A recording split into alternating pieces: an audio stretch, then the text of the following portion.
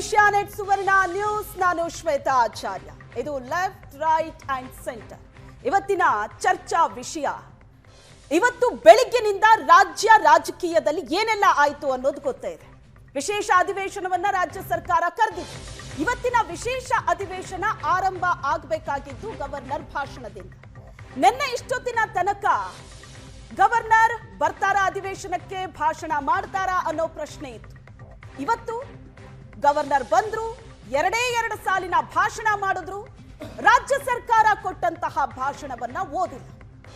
2 ನಿಮಿಷದಲ್ಲಿ ಭಾಷಣವನ್ನ ಮುಗಿಸಿ ಸದನದಿಂದ ಹೊರ ನಡೆದರು.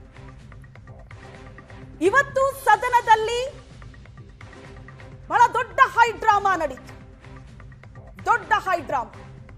ರಾಜ್ಯ ರಾಜಕಾರಣದ ಇತಿಹಾಸದಲ್ಲೇ ಮೊದಲ ಬಾರಿಯಾಗಿದ್ದು. ಗವರ್ನರ್ ನಡೆಗೆ ಕಾಂಗ್ರೆಸ್ನ ಶಾಸಕರು ಆಕ್ಷೇಪ ವ್ಯಕ್ತಪಡಿಸಿದ್ರು. ಹೈ ಡ್ರಾಮಾ ನಡೀತು. ರಾಜ್ಯಪಾಲರು 2 ನಿಮಿಷದಲ್ಲಿ ಭಾಷಣ ಮುಗಿಸಿ ಹೋಗುವಾಗ ಅವರಿಗೆ ಅಡ್ಡಿಪಡಿಸಿದ್ರು ಕೆಲ ಕಾಂಗ್ರೆಸ್ನ ನಾಯಕರು. ಭಾಷಣವನ್ನ ಮಾಡಿ ಅವ್ರಿಗೆ ಮುಂದೆ ಹೋಗೋದಕ್ಕೆ ಬಿಟ್ಟಿಲ್ಲ. ಬಿ.ಕೆ. ಹರಿಪ್ರಸಾದ್ ಸೇರಿದಂತೆ ಇನ್ನು ಕೆಲ ನಾಯಕರು ಇದ್ರಲ್ಲಿ. ಕೊನೆಗೆ ಮಾರ್ಷಲ್ಸ್ಗಳು ಎಂಟ್ರಿ ಆಗ್ತಾರೆ, ಅವರನ್ನ ಪಕ್ಕಕ್ಕೆ ಸರಿಸ್ತಾರೆ, ಗವರ್ನರ್ ಅಲ್ಲಿಂದ ಹೊರಡ್ತಾರೆ. ಬಟ್ ಚರ್ಚೆ ಇಲ್ಲಿ ತನಕ ನಿಂತಿಲ್ಲ. ರಾಜ್ಯಪಾಲರ ನಡೆ ಸರಿನಾ, ರಾಜ್ಯ ಸರ್ಕಾರದ ನಡೆ ಸರಿನಾ, ಚರ್ಚೆ ನಡೀತಾ ಇದೆ. ಇನ್ನು ಬಿಜೆಪಿ ಮತ್ತು ಕಾಂಗ್ರೆಸ್ನಲ್ಲಿ ಹೇಳಿಕೆ ಪ್ರತಿ ಹೇಳಿಕೆಗಳು ಕೂಡ ಜೋರಾಗಿದೆ. ಈ ಬೆಳವಣಿಗೆ ಬಗ್ಗೆ ಯಾವ ನಾಯಕರು ಏನೇನು ಹೇಳಿದ್ದಾರೆ ಬನ್ನಿ ನೋಡೋಣ ಒಂದ್ಸಲ. ಅವ್ರ ಮೇಲೆ ದಬ್ಬಾಳಿಕೆ ಮಾಡುವಂಥದ್ದು, ಇದು ಅವ್ರಿಗೆ ಶೋಭೆ ತರುವಂತ. ವಿಧಾನಸಭಾ ಅಧಿವೇಶನದ ಕಲಾಪದಲ್ಲೇ ಇವತ್ತು ಒಂದಿನ ಕರಾಳ ದಿನ. ಇವತ್ತು ಕಾಂಗ್ರೆಸ್ ಸರ್ಕಾರ ಈ ಅಧಿವೇಶನವನ್ನು ಒಂದು ಕರಾಳ ರೀತಿಯಾಗಿ ನಡೆಸಿದ್ದಾರೆ. ಇವತ್ತು ಗವರ್ನರ್ ಅವರು ಅವರ ಮಾತುಗಳಲ್ಲಿ ಅದನ್ನು ಲೇ ಮಾಡಿ ಧನ್ಯವಾದ ಹೇಳಿ ಹೊರಟಿದ್ದಾರೆ. ಇದೇನು ಮೊದಲ ಬಾರಿ ಅಲ್ಲ. ಹಿಂದೆ ಭಾರದ್ವಾಜ್ ಅವರಿದ್ದಾಗೂ ಕೂಡ, ನಮ್ಮ ಸರ್ಕಾರ ಇದ್ದಾಗ, ಯಡಿಯೂರಪ್ಪನವರು ಇದ್ದಾಗ ಅವರು ಕೂಡ ಲೇ ಮಾಡಿಬಿಟ್ಟು ಹೊರಟೋದ್ರು. ಅವರು ಕೂಡ ಲೇ ಮಾಡಿ ಬಹಳಷ್ಟು ಸರಿ ಹೋಗಿದ್ದಾರೆ. ಇದರಲ್ಲಿ ತಪ್ಪೇನು?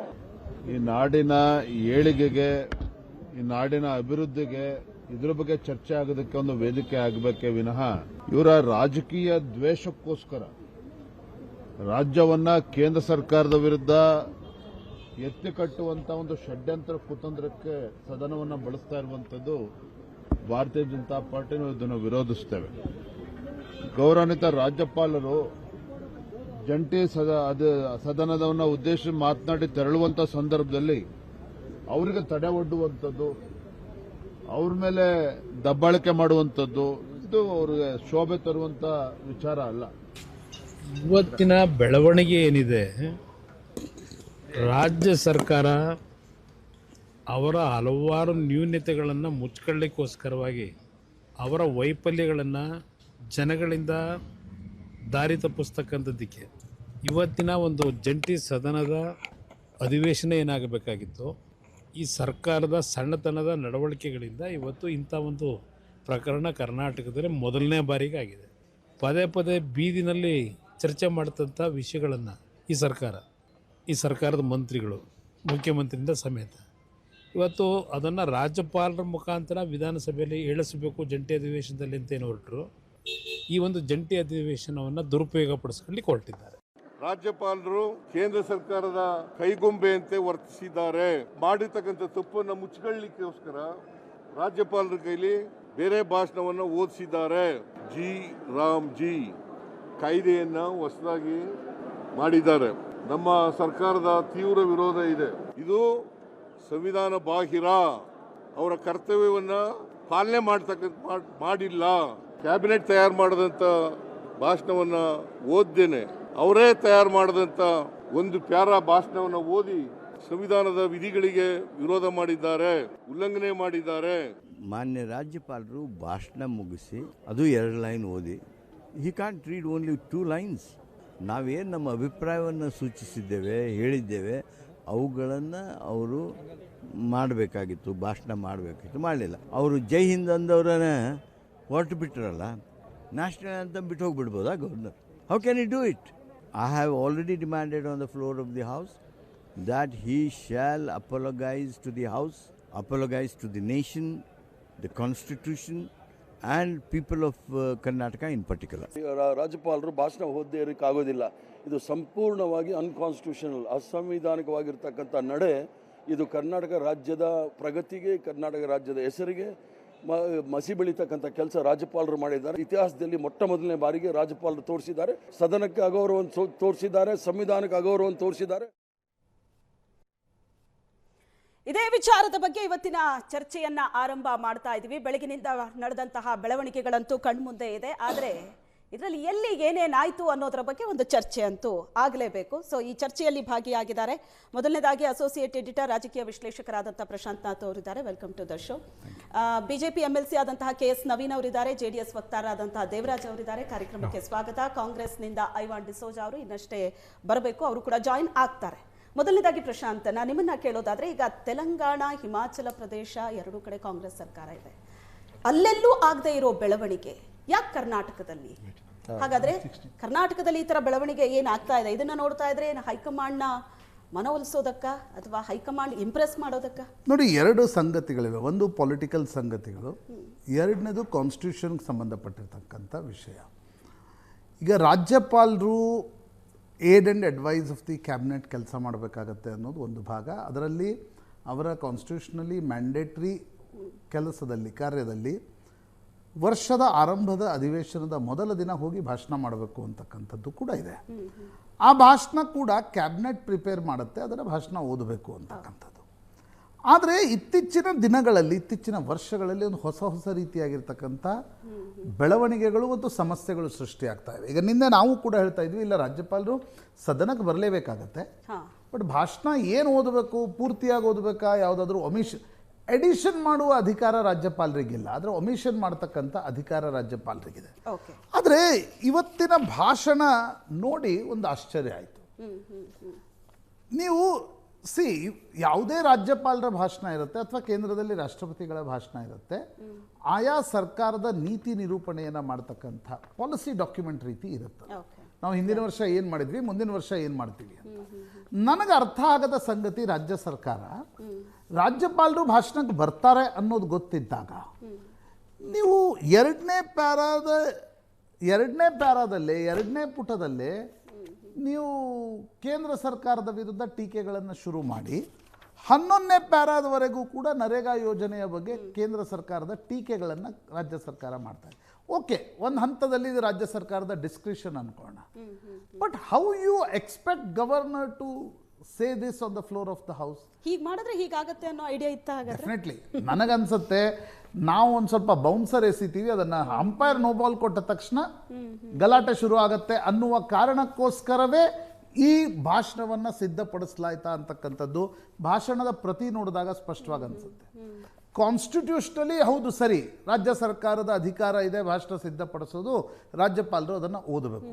ಆದರೆ ನೀವು ರಾಜಕೀಯ ಉದ್ದೇಶಗಳಿಗೂ, ಇದು ಈಗ ಸಂವಿಧಾನದ 163 ಇರಲಿ ಅಥವಾ 176 ಇರಲಿ, ಎಲ್ಲೂ ಹೇಳಲ್ಲ ನೀವು ರಾಜಕೀಯ ಉದ್ದೇಶಗಳಿಗೋಸ್ಕರ ಮಾಡ್ತಕ್ಕಂಥ ಭಾಷಣವನ್ನು ಕೂಡ ರಾಜ್ಯಪಾಲರು ಕಾನ್ಸ್ಟಿಟ್ಯೂಷನಲ್ ಡ್ಯೂಟಿ ಅಂತ ಓದಬೇಕು ಅನ್ನೋದಿಲ್ಲ. That is a grey area. ಹೀಗಾಗಿ ರಾಜ್ಯಪಾಲರು ನನಗನ್ಸುತ್ತೆ, ಒಂದು ವೇಳೆ ರಾಜ್ಯ ಸರ್ಕಾರಕ್ಕೆ ಈ ತಿಕ್ಕಾಟದ ಮನಸ್ಥಿತಿ ಇರದೇ ಹೋಗಿದ್ರೆ ಈ ಪ್ಯಾರಾ 2ರಿಂದ ಪ್ಯಾರಾ 11 ಕೊನೆಯ ಪುಟದಲ್ಲಿ ಹಾಕ್ಬೋದಿತ್ತು. ಅವ್ರು ಮೊದಲ ಪುಟದಿಂದ ಅಂತಿಮವಾಗಿ ಓದ್ತಿದ್ರು, ಅದನ್ನ ಸ್ಕಿಪ್ ಮಾಡ್ತಿದ್ರು, ಹೋಗ್ತಿದ್ರು. ಬಟ್ ರಾಜ್ಯ ಸರ್ಕಾರಕ್ಕೂ ಕೂಡ ಈ ತಿಕ್ಕಾಟ ಬೇಕಿತ್ತು. ಇದು ಕಾನ್ಸ್ಟಿಟ್ಯೂಷನಲ್ ಪೊಸಿಷನ್. ಈಗ ಇದರಲ್ಲಿ ರಾಜ್ಯ ಸರ್ಕಾರ ಇದನ್ನು ಪ್ರಿಪೇರ್ ಮಾಡಿದೆ, ಅವ್ರ ವಿವೇಚನೆ ಅನ್ಕೊಳ್ಳೋಣ. ಹಾಗಿರುವಾಗ ಅದನ್ನು ಓದದೇ ಇರೋದು ಬಿಡೋದು ಕೂಡ ವಿವೇಚನೆ ಆಫ್ ರಾಜ್ಯಪಾಲರು ಅನ್ನೋದು ಬಿಜೆಪಿಯ ವಾದ, ರಾಜ್ಯಪಾಲರ ವಾದ. ಸೊ ಈಗ ಅಂತಿಮವಾಗಿ ಇದರ ಬಗ್ಗೆ ಭಾಷ್ಯ ಮಾಡೋರು ಯಾರು? ನಾನು ಭಾಷ್ಯ ಮಾಡ್ಬೋದು, ಇನ್ನೊಬ್ರು ಯಾರೋ ಕೂತ್ಕೊಂಡು ಪತ್ರಕರ್ತರು ಭಾಷ್ಯ ಮಾಡ್ಬೋದು, but that is not the finality. ಯಾಕಂದ್ರೆ ಕಳೆದ 3 ದಿನದಲ್ಲಿ 3 ರಾಜ್ಯದಲ್ಲಿ ಈ ರೀತಿಯಾಗಿರ್ತಕ್ಕಂಥ ಬೆಳವಣಿಗೆಗಳು ಮತ್ತು ಚಟುವಟಿಕೆಗಳು ನಡೆದಿವೆ. ಅದೇ ಇನ್ಫ್ಲುಯೆನ್ಸ್ ಆಯ್ತಾ ಅಂತ? ಇನ್ಫ್ಲೂಯೆನ್ಸ್ ಅಲ್ಲ, that is part of strategy ಅಂತ ಅನ್ಸುತ್ತೆ ನಂಗೆ ಶ್ವೇತಾ.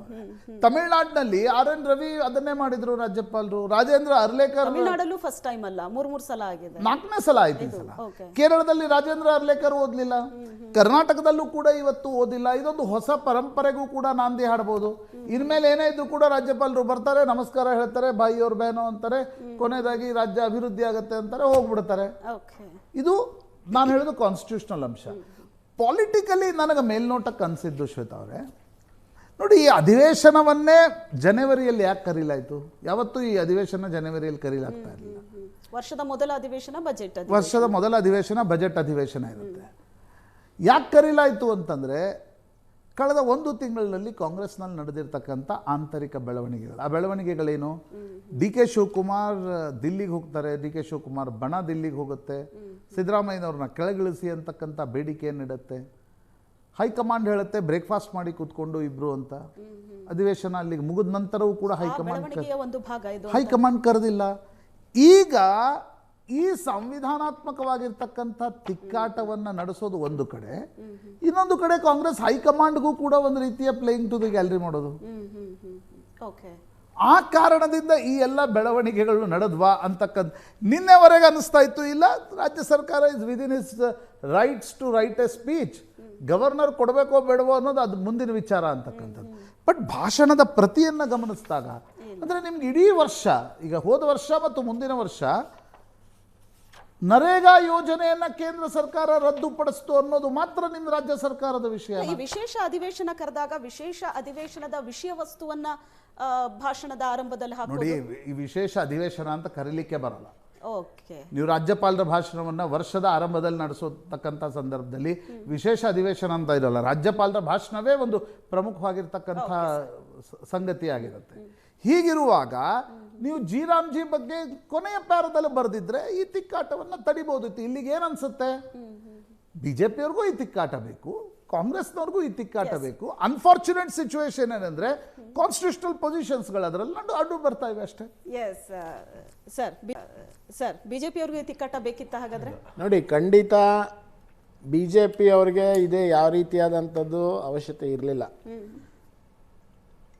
ಪ್ರಶಾಂತ್ ಅವ್ರು ಹೇಳಿದಾಗೆ ಇದೆಲ್ಲವೂ ಕೂಡ ಒಂದು ರೀತಿ ಕಾಂಗ್ರೆಸ್ಸಿನ ಪ್ರೀ ಪ್ಲ್ಯಾಂಡ್ ಆಗಿರುವಂಥ ಒಂದು ಯೋಜನೆ. ಯಾಕಂದರೆ ಇವರು ನಿನ್ನೆನೇ ರಾಜ್ಯಪಾಲರ ಕಚೇರಿಯಿಂದ ಅವ್ರಿಗೆ ಮಾಹಿತಿ ಹೋಗಿದೆ. ರಾಜ್ಯಪಾಲರು ಅವರೇನೋ ನಿನ್ನೆ ಎಲ್ಲೋ ಇದ್ದವ್ರನ್ನ ಕರ್ಕೊಂಬಂದು ರಾಜ್ಯಪಾಲರಲ್ಲಿ he has a long history, parliament history ಇದೆ ಅವರಿಗೆ. 1980ನೇ ಇಸ್ವಿಯಿಂದ ಅವರು is a active participant in the procedures of legislative assembly, council ಮತ್ತು ಲೋಕಸಭಾ ಸದಸ್ಯರಾಗಿದ್ದಾರೆ. ತದನಂತರ ರಾಜ್ಯಸಭೆಯಲ್ಲಿ ಅವರು ಒಬ್ಬ ಪ್ರಮುಖ ಸ್ಥಾನವನ್ನು ಹೊಂದಿದ್ದಾರೆ. ಅವ್ರಿಗೆಲ್ಲವೂ ಕೂಡ ಕಾನೂನಾತ್ಮಕವಾಗಿ ಏನಿದೆ, ಒಬ್ಬ ರಾಜ್ಯಪಾಲರಾಗಿ ಏನು ಮಾಡಬೇಕು ಅಂತ ಮಾಹಿತಿ ಇದೆ. ನಿನ್ನೆ ಇದೆಲ್ಲವೂ ಕೂಡ ಅವ್ರಿಗೆ ಭಾಷಣ ಪ್ರತಿ ತಲುಪಿದ ತಕ್ಷಣ ಕಸ್ಟಮರಿಯಾಗಿ ಸಂವಿಧಾನಾತ್ಮಕವಾಗಿ ಏನಿದೆ ಅನ್ನುವಂಥದ್ದನ್ನು he has followed the procedure, ಮಾಹಿತಿಯನ್ನು ಕೊಟ್ಟಿದ್ದಾರೆ. ನೀವು ಭಾಷಣದಲ್ಲಿ ಏನು ಕಳಿಸಿದ್ದೀರಾ ಇದು ಸರಿ ಇಲ್ಲ, ಇದನ್ನು ಸರಿಪಡಿಸ್ಕೊಂಡು ಬನ್ನಿ ಅನ್ನುವಂಥದ್ದನ್ನು. ಆದರೆ ಸಿದ್ದರಾಮಯ್ಯನವರು ಒಂದು ಸ್ಟ್ಯಾಂಡ್ ಸ್ಟಿಲ್ ಆಗಿರೋವಂಥದ್ದನ್ನು ತರಬೇಕು. ಇದ್ರ ಮೂಲಕ ರಾಜ್ಯಪಾಲರು ಹೌಸಿಗೆ ಬರಬಾರ್ದು, ಹೌಸ್ ಸಸ್ಪೆನ್ಷನ್ನಿಗೆ ಹೋಗಬೇಕು. ಸಸ್ಪೆನ್ಷನ್ನಿಗೆ ಹೋದ ತಕ್ಷಣ ಏನೂ ಕೂಡ ನಡೆದಲೇ ಇರೋ ರೀತಿಯಲ್ಲಿ ಚೆಕ್ಮೇಟ್ ಅನ್ನು ಅವರು ಎಲ್ಲರಿಗೂ ಗೊತ್ತಿದೆ ಏನು ಮಾಡಿದ್ರೆ ಏನಾಗುತ್ತೆ ಅಂತ. ಬಿಜೆಪಿಗೂ ಗೊತ್ತಿದೆ, ಕಾಂಗ್ರೆಸ್ಗೂ ಗೊತ್ತಿದೆ. ಒಂದ್ ವೇಳೆ ರಾಜ್ಯಪಾಲರು ಇವತ್ತು ಬಂದೇ ಇಲ್ಲ, ಅಧಿವೇಶನಕ್ಕೆ ಭಾಷಣ ಮಾಡೇ ಇಲ್ಲ ಅಂತ ಅಂದಿದ್ರೆ ಆಗ ಅಲ್ಲಿ ಸಾಂವಿಧಾನಿಕ ಬಿಕ್ಕಟ್ಟಿರ್ತಾ ಇತ್ತು. ರಾಜ್ಯಪಾಲರು ಬಂದ್ರು, 1 ಲೈನಲ್ಲಾದ್ರೂ ಭಾಷಣ ಮಾಡ್ಲಿ, 4 ಲೈನಲ್ಲಾದ್ರೂ ಭಾಷಣ ಮಾಡ್ಲಿ, ಸರ್ಕಾರ ಬರ್ಕೊಟ್ಟಂತಹ ಆ ಭಾಷಣ ಅಂಗೀಕಾರ ಆಗತ್ತೆ ಅನ್ನೋದು ಅವರಿಗೂ ಗೊತ್ತಿತ್ತು. ಈಗ ಕಾಂಗ್ರೆಸ್ ಅವರು ಪಟ್ಟು ಹಿಡಿದ್ರು ಭಾಷಣ ಪೂರ್ತಿ ಮಾಡಿ ಅಂತ, ಅವರಿಗೂ ಗೊತ್ತಿದೆ 1 ಲೈನಲ್ಲಿ ಭಾಷಣ ಮಾಡಿ ಹೋದ್ರು ಅದು ಅಂಗೀಕಾರ ಆಗತ್ತೆ ಅಂತ. ಒಟ್ನಲ್ಲಿ ಒಂದಷ್ಟು ದೊಡ್ಡ ಹಂಗಾಮ, ಹೈ ಡ್ರಾಮಾ ಕ್ರಿಯೇಟ್ ಅಂತೂ ಮಾಡಿದ್ರು. ಸೊ ಇದೊಂದು ಪೊಲಿಟಿಕಲ್ ಆಂಗಲ್ ಅಂತ ಹೇಳ್ಬೋದು. ಈ ರಾಜ್ಯದ, ಈ ದೇಶದ ಇತಿಹಾಸದಲ್ಲಿ ಅತಿ ಹೆಚ್ಚು ರಾಜ್ಯಪಾಲರನ್ನ ನೇಮಕ ಮಾಡಿರುವಂಥ ಪಕ್ಷ ಯಾವುದು? ಈ ತಿಕ್ಕಾಟ 1966ನೇ ಇಸ್ವಿಯಲ್ಲೇ ಹೈಕೋರ್ಟ್ ಮೆಟ್ಲೇರಿದೆ ಪಶ್ಚಿಮ ಬಂಗಾಳದಲ್ಲಿ. ಅಲ್ಲಿ ಅವರು ಸ್ಪಷ್ಟವಾಗಿ ಹೇಳ್ಬಿಟ್ಟಿದ್ದಾರೆ, ಇದು ಏನೇ ಅವರು ಭಾಷಣದ ಪೂರ್ತಿಯಾಗಿರುವಂಥದ್ದನ್ನು ಮಾಡಲಿಲ್ಲ ಅಂತಂದರೆ ಇಟ್ ಈಸ್ ಇರ್ರೆಗ್ಯುಲಾರಿಟಿ ಇದು ಸಾಂವಿಧಾನಿಕ ಕರ್ತವ್ಯ ಇದು ರಾಜ್ಯಪಾಲರದು ಅಂತ. ಆದರೆ ಇವರಿಲ್ಲಿ ಮಾಡಿರೋಂಥದ್ದೇನು, ಇವರಿಲ್ಲಿ ಭಾಷಣದ ಪ್ರಾರಂಭದಿಂದನೇ ಕೇಂದ್ರ ಸರ್ಕಾರನ ದೂಷಣೆ ಮಾಡುವಂಥ ಪ್ಯಾರಾಗಳಲ್ಲಿ 2ನೇ ಪ್ಯಾರದಿಂದನೇ ಪ್ರಾರಂಭ ಮಾಡಿಬಿಟ್ಟಿದ್ದಾರೆ. ಇವ್ರ ಉದ್ದೇಶ ಇರೋಂಥದ್ದು ಹೌಸ್ ನಡೆಸಬೇಕು ಅಥವಾ ಸದನದ ಮೂಲಕ ತನ್ನ ಏನು ಸರ್ಕಾರ ನಡೆದಿರೋಂಥ ಹಿನ್ನೋಟ ಮತ್ತು ಮುನ್ನೋಟ ಹೇಳಿಸೋಂಥ ಉದ್ದೇಶನೇ ಇಲ್ಲ ಈ ಸರ್ಕಾರಕ್ಕೆ. ಈ ಇಡೀ ಸದನ ಕರೆದಿರೋಂಥ ಉದ್ದೇಶನೇನು, ಸಂಪೂರ್ಣವಾಗಿ ಈ ಸದನದ ಮೂಲಕ ಈ ಭಾಷಣದ ಮೂಲಕ ಕೇಂದ್ರದ ಮೇಲೆ ದೊಡ್ಡ ಗೂಬೆಯನ್ನು ಕೂರಿಸುವಂತ ಕೆಲಸವನ್ನು ಮಾಡುವಂತ ಪ್ರಯತ್ನ ಮಾಡಿದ್ರು. ಅದಕ್ಕೆ ಸರಿಯಾದಂತ ಉತ್ತರವನ್ನು ಗವರ್ನರ್ ಕೊಟ್ಟಿದ್ದಾರೆ. ಹಿಂಗೆ ಆಗಿದೆ ಅಂತ ಈ ಬೆಳವಣಿಗೆ ನೋಡಿದ್ರೆ ಕೇಂದ್ರದ ಮೇಲೆ ಗೂಬೆ ಕೂರಿಸುವಂತ ಒಂದು ಪ್ರಯತ್ನದ ಭಾಗವಾಗಿ ನಡೆಯಿತು. ಖಂಡಿತ ಅಮ್ಮ, ಶ್ರೀಯುತ ಪ್ರಶಾಂತ್ ನಾಥ್ ಅವರು ಹೇಳಿದ್ದು ಬಹುಪಾಲು ವಿಷಯಗಳನ್ನು ನನಗೆ ಸಹಮತ ಇದೆ. ಹಾಗೆ ನಮ್ಮ ಶಾಸಕ ಹೇಳಿದ್ದಕ್ಕೂ ನನ್ನ ಸಹಮತ ಇದೆ. ಅಮ್ಮ, ಹೀಗೇನಾಗುತ್ತೆ, ಒಂದು ವಿಷಯವನ್ನು ನಾವು ರಾಜ್ಯದಲ್ಲಿ ಗಮನವನ್ನು ಬಹಳಷ್ಟು, ಯಾಕಂದರೆ ಪಕ್ಷವನ್ನು ಪಕ್ಕಕ್ಕಿಡೋಣ, ರಾಜ್ಯದ ಮರ್ಯಾದೆ ಗೌರವ ಇವತ್ತಿನ ದಿವಸ ಬೀದಿ ಪಾಲಾಗಬಾರ್ದು. ರಾಷ್ಟ್ರ ಮಟ್ಟದಲ್ಲಿ ಕರ್ನಾಟಕಕ್ಕೆ ತಂದೆ ಆದಂಥ ಒಂದು ಕೀರ್ತಿ ಇದೆ, ಗೌರವ ಇದೆ, ಘನತೆ ಇದೆ. ಅದ್ರ ಬಗ್ಗೆ ಅದನ್ನು ಗಮನದಲ್ಲಿ ಇಟ್ಕೊಂಡು ನಾವು ಮಾತಾಡೋಗಿದ್ರೆ ಅಮ್ಮ, ಇಲ್ಲಿಗೇನಾಗುತ್ತೆ, ನಮಗೆ ಈ ಒಂದು ಗವರ್ನರ್ ಏನೋ ಮಾನ್ಯ ಗೌರವಾನ್ವಿತ ರಾಜ್ಯಪಾಲರು ಯಾರಿದ್ದಾರೆ ಅವರನ್ನು ನೇಮಕ ಮಾಡ್ತಕ್ಕಂಥದ್ದು ಈ ಸಂವಿಧಾನದ ಮುಖ್ಯಸ್ಥರಾದಂಥ ರಾಷ್ಟ್ರಪತಿಯವರು. ಯಾವ ಕಾರಣಕ್ಕೆ ನೇಮಕ ಮಾಡ್ತಾರೆ? ರಾಜ್ಯ ಮತ್ತು ಕೇಂದ್ರದ ಮಧ್ಯೆ ಸಂಘರ್ಷಗಳು ಉಂಟಾದಾಗ, ಸಮಸ್ಯೆಗಳು ಉಂಟಾದಾಗ ಸಮನ್ವಯವನ್ನು ಸಾಧಿಸಿ ಸರಿದೂಗಿಸ್ಕೊಂಡು ಹೋಗಲಿ ಅಂತಕ್ಕಂಥದ್ದು ಒಕ್ಕೂಟ ವ್ಯವಸ್ಥೆಯಲ್ಲಿ ಇರ್ತಕ್ಕಂಥ ಅಪೇಕ್ಷೆ. ಆ ಅಪೇಕ್ಷೆಯನ್ನು ಈಡೇರಿಸಲಿಕ್ಕೋಸ್ಕರ ಆಗಿರ್ತಕ್ಕಂಥ ಒಂದು ನೇಮಕಾತಿ ರಾಜ್ಯಪಾಲರ ಹುದ್ದೆ. ಇದು ಬಹುಶಃ ಸಾಮಾನ್ಯ ಜ್ಞಾನ, ಇದು ಪ್ರತಿಯೊಬ್ಬರಿಗೂ ಇರಬೇಕಾಗಿರ್ತಕ್ಕಂತಹ ಸಾಮಾನ್ಯ ಜ್ಞಾನ. ಈಗ ಈ ಒಂದು ಸಂಕಷ್ಟಮಯ ಸ್ಥಿತಿಯಲ್ಲಿ, ಸಂಘರ್ಷಮಯ ಸ್ಥಿತಿಯಲ್ಲಿ ಮಾನ್ಯ ರಾಜ್ಯಪಾಲರು, ಗೌರವಾನ್ವಿತ ರಾಜ್ಯಪಾಲರು ನಡೆಯಾಗಿರಬೇಕಾಗಿತ್ತು ಸಂವಿಧಾನಬದ್ಧವಾಗಿ. ಇವತ್ತಿನ ದಿವಸ ನೀವು ಮಾಡಿರ್ತಕ್ಕಂಥದ್ದೇನು, ಇವತ್ತಿನ ದಿವಸ ಲೋಕಸಭೆಯಲ್ಲಿ ಚರ್ಚೆಯಾಗಿ ಅಂಗೀಕಾರ ಆಗಿರ್ತಕ್ಕಂಥ ಒಂದು ಮಸೂದೆ, ಆ ಮಸೂದೆಯನ್ನು ಜಾರಿಗೆ ತರ್ತಕ್ಕಂಥದ್ದು ರಾಜ್ಯಗಳ ಕರ್ತವ್ಯ. ಧಿಕ್ಕರಿಸಬೇಕಾ ಅಥವಾ ಪ್ರಶ್ನೆ ಮಾಡಬೇಕಾ ಇರತಕ್ಕಂಥ ಅವಕಾಶ ಎಲ್ಲಿ? ಮಾನ್ಯ ನ್ಯಾಯಾಲಯಕ್ಕೆ ಹೋಗಬೇಕು. ಆ ಒಂದು ಅವಕಾಶವನ್ನು ಕೈಬಿಟ್ಟು, ಏನು ನಿಮ್ಗಿರ್ತಕ್ಕಂಥ ಒಂದು ಅವಕಾಶ ಏನಿತ್ತು ನ್ಯಾಯಾಲಯಕ್ಕೆ ಹೋಗಬೇಕಾಗಿತ್ತು, ಆ ಅವಕಾಶವನ್ನು ಕೈಬಿಟ್ಟು ಈ ರೀತಿ ತುರ್ತಾಗಿ ದಿಢೀರಂತ ನೀವು ಮಾರ್ಚಲ್ಲಿ ಕರಿಬೇಕಾಗಿತ್ತು, ಜನವರಿಯಲ್ಲಿ ಕರೆದಿದ್ದೀರಿ. ಆದರೆ ಸರ್ಕಾರಕ್ಕೆ ಸ್ಪಷ್ಟವಾದಂಥ ಒಂದು ದುರುದ್ದೇಶ ಸ್ಪಷ್ಟವಾಗಿದೆ ಅಂತಕ್ಕಂಥದ್ದು ನನ್ನ ರಾಜ್ಯದ ಜನತೆಗೆ ಮಂದಟ್ಟಾಗಿದೆ. ನನಗನ್ಸುತ್ತಮ್ಮ 3 ಉದ್ದೇಶಗಳಲ್ಲಿ ಕೆಲವೊಂದು ವಿಷಯಗಳು ನೀವು ಪ್ರಸ್ತಾಪ ಮಾಡ್ತೀರಿ, ಅದು ನಾನು ಭಾಳಷ್ಟು ನೇರವಾಗಿ ಹೇಳ್ತೀನಿ. ಅಮ್ಮ, ಸರ್ಕಾರ ಇವತ್ತೇನಾಗಿದೆ, ರಾಜ್ಯದ ಎಲ್ಲ ಜನತೆಯ ದೃಷ್ಟಿಯಲ್ಲೇ ಇವತ್ತೊಂದು ದಿವಸ ಚೀಕಾರವನ್ನು ಹಾಕಿಸ್ಕೊಳ್ಳುವಂಥ ಪರಿಸ್ಥಿತಿ ಬಂದಿದೆ. ಭ್ರಷ್ಟಾಚಾರದಲ್ಲಿ ಇವತ್ತಿನ ದಿವಸ ಮುಂಚೂಣಿಯನ್ನು ಪಡೆದಿದೆ. ಇವತ್ತು ದೇಶದಲ್ಲಿ ಯಾವ ಒಂದು ಸ್ಥಿತಿಯಲ್ಲಿದ್ದೀವಿ ಅಂತಕ್ಕಂಥದ್ದನ್ನು, ಇವತ್ತು ನರೇಗಾದಲ್ಲೇ ಇವತ್ತೊಂದು ದಿವಸ ನಾವು 3ನೇ ಸ್ಥಾನವನ್ನು ಭ್ರಷ್ಟಾಚಾರದಲ್ಲಿ ಹೊಂದಿದ್ದೀವಿ. ದೇಶ ಮಟ್ಟದಲ್ಲಿ ನಮ್ಮ ಕರ್ನಾಟಕ ರಾಜ್ಯ 3ನೇ ಸ್ಥಾನ ಭ್ರಷ್ಟಾಚಾರದಲ್ಲಿ. ಭದ್ರತೆಯ ವಿಷಯದಲ್ಲಿ ವೈಫಲ್ಯವನ್ನು ಕಾಣ್ತಿದೆ, ಬೆಲೆ ಏರಿಕೆ ಆಗಿದೆ. ಅಮ್ಮ, ಇದಕ್ಕೆ ನಾನು ಹೇಳ್ತಿರೋದು ಏನು ಗೊತ್ತಾ, ಈ ವೈಫಲ್ಯವನ್ನು ಸರ್ಕಾರ ಮುಚ್ಕೋಬೇಕಾಗಿತ್ತು. ಜನಗಳಿಂದ ಇದನ್ನ ಅವರ ಮನಸ್ಸನ್ನ ಬೇರೆ ಕಡೆಗೆ ತಿರುಗಿಸ್ಬೇಕಾಗಿತ್ತು. ಮೊದಲೇ ದುರುದ್ದೇಶ ಸರ್ಕಾರಕ್ಕಿತ್ತು. ಆಮೇಲೆ 2ನೇ ದುರುದ್ದೇಶ ಏನಾಗಿತ್ತು ಅಮ್ಮ, ಈಗಾಗಲೇ ಹೇಳಿದಾಗೆ ಸನ್ಮಾನ್ಯ ಮುಖ್ಯಮಂತ್ರಿಗಳಿಗೆ ಅನಿವಾರ್ಯಗಳು 2 ಇದೆಯಮ್ಮ. ಒಂದು ಅನಿವಾರ್ಯ ಏನಪ್ಪಾ ಅಂತಂದ್ರೆ, ಈಗ ಅಧಿಕಾರವನ್ನು ಹಸ್ತಾಂತರ ಮಾಡಬೇಕು. ಮಾಡಿದ ಹಾಗೆ ನನ್ನ ಅಧಿಕಾರವನ್ನು ಉಳಿಸ್ಕೊಂಡು ಸನ್ಮಾನ್ಯ ಉಪಮುಖ್ಯಮಂತ್ರಿಗಳಿಗೆ ಹೇಗೆ ನಾವು ಚಳ್ಳೆಹಣ್ಣು ತಿನ್ನಿಸ್ಬೇಕು ಅನ್ನೋದಕ್ಕೂ ಇದೊಂದು ಟೂಲ್ ಆಗಿ ಉಪಯೋಗಿಸ್ಕೋಬೇಕಾಗಿತ್ತು. 3ನೇ ಅನಿವಾರ್ಯತೆ ಅವ್ರಿಗೇನಿತ್ತು ಅಂತಂದರೆ, ಕೇಂದ್ರ ಸರ್ಕಾರದಲ್ಲಿ ನಾನು ಈ ಥರ ಇದ್ದರೆ ಪಕ್ಷದ ಒಂದು ಕಾರ್ಯಸೂಚಿಗಳನ್ನು ಯಾವ ರೀತಿ ನಾನು ರಾಷ್ಟ್ರ ಮಟ್ಟದಲ್ಲಿ ನಾನು ಹೋರಾಟ ಮಾಡ್ತೀನಿ ಅಂತಕ್ಕಂಥದ್ದನ್ನು ಕೇಂದ್ರ ಸರ್ಕಾರಕ್ಕೆ ಒಂದು ಮೆಸೇಜನ್ನು ರವಾನೆ ಮಾಡಬೇಕಾಗಿತ್ತು. ಇದಕ್ಕೋಸ್ಕರ ನನ್ನ ಇವತ್ತೊಂದು ದಿವಸ ಕಲಾಪವನ್ನು ಬಲಿ ತಗೊಂಡ್ರು. ಇವತ್ತೊಂದು ದಿವಸ ದ್ವೇಷಕ್ಕೋಸ್ಕರ ಕಾಂಗ್ರೆಸ್ ಸರ್ಕಾರ ಈ ರಾಜ್ಯದಲ್ಲಿ ಕಂಡರಿಯದಂತಹ ಒಂದು ಕೆಟ್ಟ ಒಂದು ಪರಿಸ್ಥಿತಿಯನ್ನು ಇವತ್ತು ನನ್ನ ವಿಧಾನಮಂಡಲದಲ್ಲಿ ಯಶಸ್ವಿ ಆದ್ರು ಅಂತ ಅನ್ಸಲಿಲ್ವಾ ನಿಮಗೆ? ಕಾಂಗ್ರೆಸ್ಸಿಗೆ ಜಿ ಏನು ಒಂದು ವಿಧೇಯಕವನ್ನು ಅಲ್ಲಲ್ರಿ ಕೇಂದ್ರ ಸರ್ಕಾರ ಅದನ್ನು ಅಂಗೀಕರಿಸಿತ್ತು. ಅದಕ್ಕೆ ನಮ್ದು ಸಂವಿಧಾನಾತ್ಮಕವಾಗಿರ್ತಕ್ಕಂಥ ವಿರೋಧ ಇದೆ ಅನ್ನೋದನ್ನ ಕಾಂಗ್ರೆಸ್ ಹೇಳ್ತಾ ಬರ್ತಾ ಇತ್ತು. ಕರ್ನಾಟಕದಲ್ಲಿ ಇವತ್ತು ನಡೆದಿರ್ತಕ್ಕಂಥ ಬೆಳವಣಿಗೆಗಳು ಐ ಆಮ್ ಶ್ಯೂರ್ ರಾಷ್ಟ್ರೀಯ ಮಟ್ಟದಲ್ಲಿ ಚರ್ಚೆ ಆಗ್ತಾ ಇವೆ. ಸೊ ನಮ್ದು ಅದಕ್ಕೆ ಸ್ಪಷ್ಟವಾಗಿರ್ತಕ್ಕಂಥ ವಿರೋಧ ರಾಜ್ಯದ್ದಿದೆ ಅನ್ನೋದನ್ನ ಇವತ್ತಿನ ಇಡೀ ಘಟನಾವಳಿಗಳ ಮೂಲಕ ಕಾಂಗ್ರೆಸ್ ತೋರಿಸ್ಕೊಡ್ತಾರೆ. ಅದರಲ್ಲಿ ಯಶಸ್ವಿ ಆಯ್ತು ಅನ್ಸುತ್ತೆ ನನಗೆ. ಸರ್, ನನಗಿಲ್ಲ ಸರ್, ಅದರಲ್ಲಿ ಯಶಸ್ವಿ ಆಗಿಲ್ಲ ಸರ್. ಅವರ ನಡವಳಿಕೆ ಕಾಂಗ್ರೆಸ್ ಇಂದ ಒಂದು ರಿಯಾಕ್ಷನ್ ಕಾಂಗ್ರೆಸ್ ಎಂಎಲ್ಸಿ ಐವಾನ್ ಡಿಸೋಜಾ ಅವರು ಜಾಯ್ನ್ ಆಗಿದ್ದಾರೆ. Welcome to the show sir. Sir, ಬೆಳಗ್ಗೆಯಿಂದ ಇದೇ ವಿಚಾರ ಚರ್ಚೆ ಆಗ್ತಾ ಇದೆ. ಮೊದಲನೇದಾಗಿ ನಾನು ಕೇಳೋದಕ್ಕೆ ಐವಾನ್ ಡಿಸೋಜಾ ಅವರು ರಾಜ್ಯಪಾಲರ ಹಿಂದೆ ಹೋಗ್ತಾ ಇದ್ರು, ಅಲ್ಲ ಅವರಾದ್ರೆ ಹಿಂದೆ ಹೋಗ್ತಾ ಇದ್ರು. ಕೆಲವು ಶಾಸಕರು ಅವ್ರು ಮುಂದೆ ಹೋಗಿ ಮಾಡಿರೋಂಥದ್ದು ಏನ್ ಮಾಡಿದಾರಲ್ಲ, ಬಹುಶಃ ಯಾವ ವಿಧಾನಮಂಡಲದಲ್ಲೂ ಈ ತರ ಹೆಸರು ಬಂದಿಲ್ಲ, ಮುಂದೆ ನಿಂತರ ಹೆಸರೇ ಬಂದಿರೋದು. ಈಗ ಈ ಭಾಷಣ ಈಗ ಬಹಳ ಚರ್ಚೆ ಆಗ್ತಾ ಇರೋದು. ಅಧಿವೇಶನ ಕರೆದ್ರಿ, ನರೇಗಾ ವಿಚಾರ ಚರ್ಚೆ ಮಾಡೋದಕ್ಕೆ ಅಂತ ವಿಶೇಷ ಅಧಿವೇಶನ ಕರೆದ್ರಿ, ಓಕೆ. ರಾಜ್ಯಪಾಲರ ವಿಷಯದಲ್ಲಿ ಒಂದಷ್ಟು ಬೆಳಗ್ಗೆಯಿಂದ ಬೆಳವಣಿಗೆಗಳಾಯ್ತು.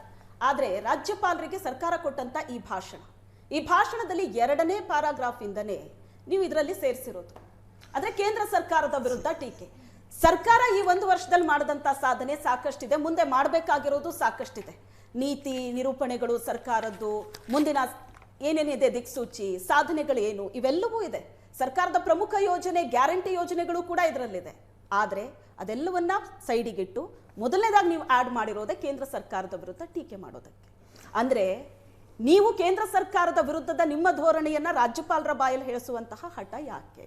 ಇದು ಸಂಪ್ರದಾಯನ ಹಠನ? ಮೇಡಮ್, ರಾಜ್ಯಪಾಲರು ರಾಜ್ಯದ ರಕ್ಷಣೆ ಮಾಡಲಿಕ್ಕೆ ಇರ್ತಕ್ಕಂಥವ್ರು.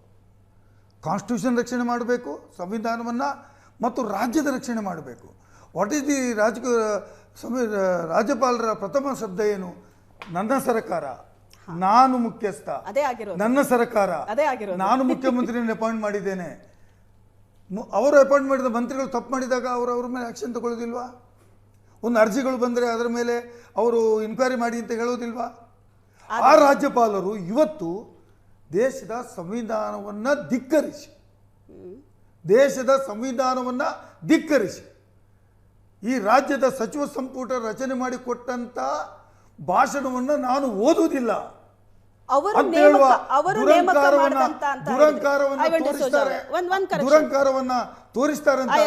ಅವರು ನೇಮಕ ಅಂತ ಹೇಳಿದ್ರೆ ಈಗ ರಾಷ್ಟ್ರಪತಿಯಿಂದ ನೇಮಕ ಆದಂತ ರಾಜ್ಯಪಾಲರು, ನೇಮಕಾತಿ ಬಗ್ಗೆ ಬೇರೆ ಅದು ಆಡ್ ಆಗುತ್ತೆ. ಅವರು ರಾಜ್ಯದ ರಾಜ್ಯಪಾಲರು. ಅವರು ಇವತ್ತು ರಾಜ್ಯದ ಸಂವಿಧಾನ ಏನ್ ಹೇಳ್ತದೆ? ಸಂವಿಧಾನ ಹೇಳ್ತದೆ ರಾಜ್ಯದ ಕ್ಯಾಬಿನೆಟ್ ಅವರು ಸರ್ಕಾರ ರಚನೆ ಮಾಡಿಕೊಟ್ಟಂತ ಭಾಷಣವನ್ನ ಅವರು ಓದಬೇಕು. ಯು ಶೆಲ್, ನಿಮ್ಗೆ ಬೇರೆ ಆಪ್ಷನ್ ಇಲ್ಲ. ಓದ್ಬೇಕಂತ ಹೇಳುವಂತ ವಿಚಾರಗಳಿದ್ದಾಗ ನಾನು ಅದನ್ನು ಓದುವುದಿಲ್ಲ ಅಂತ ಹೇಳುವ ದುರಂಕಾರವನ್ನ ತೋರಿಸುವುದಂತಾದರೆ ನಿಮ್ಮ ಮನಸ್ಸಿನಲ್ಲಿ ಏನಿದೆ? ನಿಮ್ಮ ಮನಸ್ಸಿನಲ್ಲಿ ಏನಿದೆ? You are protecting the central government. You are protecting the central government and neglecting the interest of the state government. ಒಂದು ರಾಜ್ಯದ ಚುನಾಯಿತ ಸರ್ಕಾರ, ನನ್ನ ಸಮಸ್ಯೆ ಇದು ಇದೆ, ದಿಸ್ ಈಸ್ ಮೈ ಪ್ರಾಬ್ಲಮ್, ಇದಕ್ಕೆ ಈ ಸರ್ಕಾರ ಚರ್ಚೆ ಮಾಡಲು ಬಯಸುತ್ತದೆ ಅಂತ ಹೇಳಿದಾಗ ನೀವು ಚರ್ಚೆ ಮಾಡಲಿಕ್ಕೆ ನಾನು ಓದುವುದೇ ಇಲ್ಲ ಅಂತ ಹೇಳಿದರೆ, ಮೇಡಮ್ ನಾನು ನಿಮಗೆ ಕೊಡ್ತೇನೆ, 2007-8 BJP ಸರ್ಕಾರ ಇದ್ದಾಗಲೇ ಇದೇ ರಾಜ್ಯಪಾಲರು ಕೇಂದ್ರ ಸರ್ಕಾರವನ್ನು ಟೀಕೆ ಮಾಡಿಲ್ಲ. ನಾನು ಹೇಳಲಿಕ್ಕೆ ಬಯಸ್ತೇನೆ, ಭಾರತ ಸರ್ಕಾರ ಹಣ ಬಿಡುಗಡೆ ಮಾಡುವುದನ್ನು ಕಾಯ್ದೆ ತನ್ನ ಸರ್ಕಾರವು ರೂಪಾಯಿ 1,828 ಕೋಟಿ ರೂಪಾಯಿಯನ್ನು ಬಿಡುಗಡೆ ಮಾಡಿದೆ, ಟೀಕೆ ಮಾಡಿಲ್ಲ. ಎಷ್ಟು ಬೇಕು ನಿಮಗೆ? ಇದೇ ಮನ್ರೇಗಾವನ್ನು ಹಾಡಿ ಹೊಗಳಿದಂಥ ಭಾಷಣಗಳನ್ನು ಇದೇ ರಾಜ್ಯಪಾಲರು ಓದಿಲ್ಲ. ಇದೇ ರಾಜ್ಯಪಾಲರು ಬೇರೆ ಬೇರೆ ವಿಚಾರಗಳು ಬಂದಾಗ ಕೇಂದ್ರ ಸರ್ಕಾರದ ಬಗ್ಗೆ ಟೀಕೆಗಳು ಮಾಡಿಲ್ಲ ಹಿಂದೆ. ಆದರೆ ಇವತ್ತು ನಾವು ರಾಜ್ಯಪಾಲರಿಂದ ರಾಜಕೀಯವನ್ನು ಬಯಸಿಲ್ಲ. ಬಟ್ ಅವರು ಈಗ ರಾಜ್ಯಪಾಲರ ಕಂಟೆನ್ಷನ್ ಏನು ಅಂದರೆ ವೆಂಕಟೇಶ್ವರ ಅವರೇ, ನಾನು ಅದನ್ನೇ ಶ್ವೇತಾ ಅವರು ಹೇಳ್ತಾ ಇದ್ರು, ನಾನು ರಾಷ್ಟ್ರಪತಿಗಳಿಂದ ಅಪಾಯಿಂಟ್ಮೆಂಟ್ ಆಗಿರುತ್ತೆ. ಸಂಸತ್ತು ಒಂದು ವಿಧೇಯಕವನ್ನು ಅಂಗೀಕರಿಸುತ್ತೆ, ರಾಷ್ಟ್ರಪತಿಗಳು ಅದಕ್ಕೆ ಅಂಗೀಕಾರ ಹಾಕ್ತಾರೆ. ನೀವು ರಾಜಕೀಯ ಉದ್ದೇಶಗಳಿಗೋಸ್ಕರ ನಿಮ್ಮ ವಿವೇಚನೆ ಸರಿ ಇದೆ, ನಾವು ಕೇಂದ್ರ ಸರ್ಕಾರವನ್ನು ವಿರೋಧಿಸ್ತೀವಿ, ಇಲ್ಲೊಂದು ಶಾಸನ ಸಭೆಯಲ್ಲಿ ನಿರ್ಣಯವನ್ನು ಅಂಗೀಕಾರ ಮಾಡ್ತೀವಿ, ಅದನ್ನು ಯಾರೂ ನಿಮಗೆ ಪ್ರಶ್ನೆ ಮಾಡ್ತಾ ಇಲ್ಲ. ಬಟ್ ರಾಜ್ಯಪಾಲರ ಭಾಷಣದಲ್ಲಿ 2ನೇ ಪ್ಯಾರಾದಲ್ಲಿ ಅಂಶವನ್ನು ಸೇರಿಸಿ, ನಿಮಗೂ ಗೊತ್ತಿತ್ತು ಈ ಸೇರಿಸಿದಾಕ್ಷಣ ತಿಕ್ಕಾಟ ಆಗುತ್ತೆ, ಆಗಲಿ ತಿಕ್ಕಾಟ,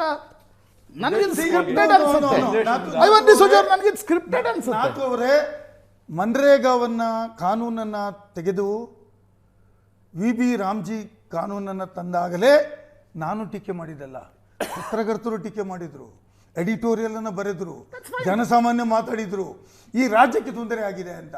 ಮತ್ತು ಅದೇ ಕಾನೂನನ್ನು ಇಂಥದೇ ಸರ್ಕಾರಗಳು, ರಾಜ್ಯಪಾಲರು ತಮ್ಮ ಭಾಷಣಗಳಲ್ಲಿ ಹೊಗಳಿ ಇದು ಈ ದೇಶಕ್ಕೆ ಮಾದರಿಯಾದಂಥ ಕಾನೂನನ್ನು ಹೇಳಿದವರು ಇದ್ದಾರೆ.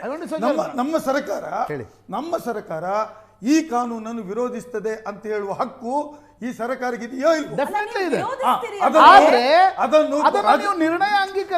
ಅದನ್ನು ರಾಜ್ಯಪಾಲರು, ಇದು ನಾವೇನು ಎಕ್ಸ್ಟ್ರಾರ್ಡಿನರಿ ಆಗಿದೆ ರಾಜ್ಯಪಾಲರನ್ನು ಕರೆದಿದ್ದೇವಾ? ನಾವು ಎಕ್ಸ್ಟ್ರಾರ್ಡಿನರಿ ಆಗಿ ರಾಜ್ಯಪಾಲರನ್ನು ಕರೆದಿದ್ದೇವಾ? ದಿ ಫಸ್ಟ್ ಇದು ಏನು ವರ್ಷದ ಮೊದಲನೇ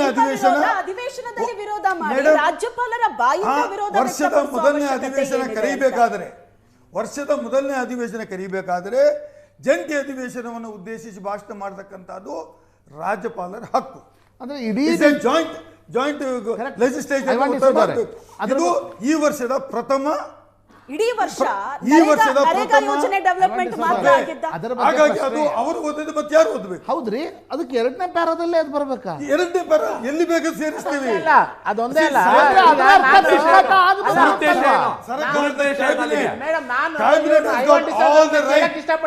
ಎಲ್ಲಿ ಬೇಕಾದ್ರೂ ತೋರಿಸ್ತೀವಿ. ಇವ್ರದೇ ನೇಮಕ ಮಾಡಿರೋಂಥ ರಾಜ್ಯಪಾಲರು. You have got the all the right. ಇವರೇ ನೇಮಕ No doubt about it. your discretion. ರಾಜ್ಯಪಾಲರು ಅಲ್ಲ, ಒಂದು ನಿಮಿಷ. ಇಟ್ ಈಸ್ ಯುವರ್ ಡಿಸ್ಕ್ರಿಷನ್, ನಾನು ಒಪ್ತೀನಿ. ಪ್ರಶ್ನೆ ಬರೋದಲ್ಲಿ ನೀವು ಪೊಲಿಟಿಕಲಿ ನಿರ್ಣಯ ತೆಗೆದುಕೊಳ್ಳಿ, ಶಾಸನಸಭೆಯಲ್ಲಿ ನಿಮಗೆ ಬಹುಮತ ಇದೆ, ನಿರ್ಣಯ ತೆಗೆದುಕೊಳ್ಳಿ, ಪ್ರಶ್ನೆ ಅಲ್ಲ. ಪ್ರಶ್ನೆ ಇರೋದು ಇಲ್ಲ ನೀವು ರಾಜ್ಯಪಾಲರ ಬಾಯಿಂದಲೇ ನಿಮ್ಮ ಪಾಲಿಟಿಕ್ಸ್ ಅನ್ನು ಯಾಕೆ ಆಡಿಸ್ತೀರಿ ಅನ್ನೋದು.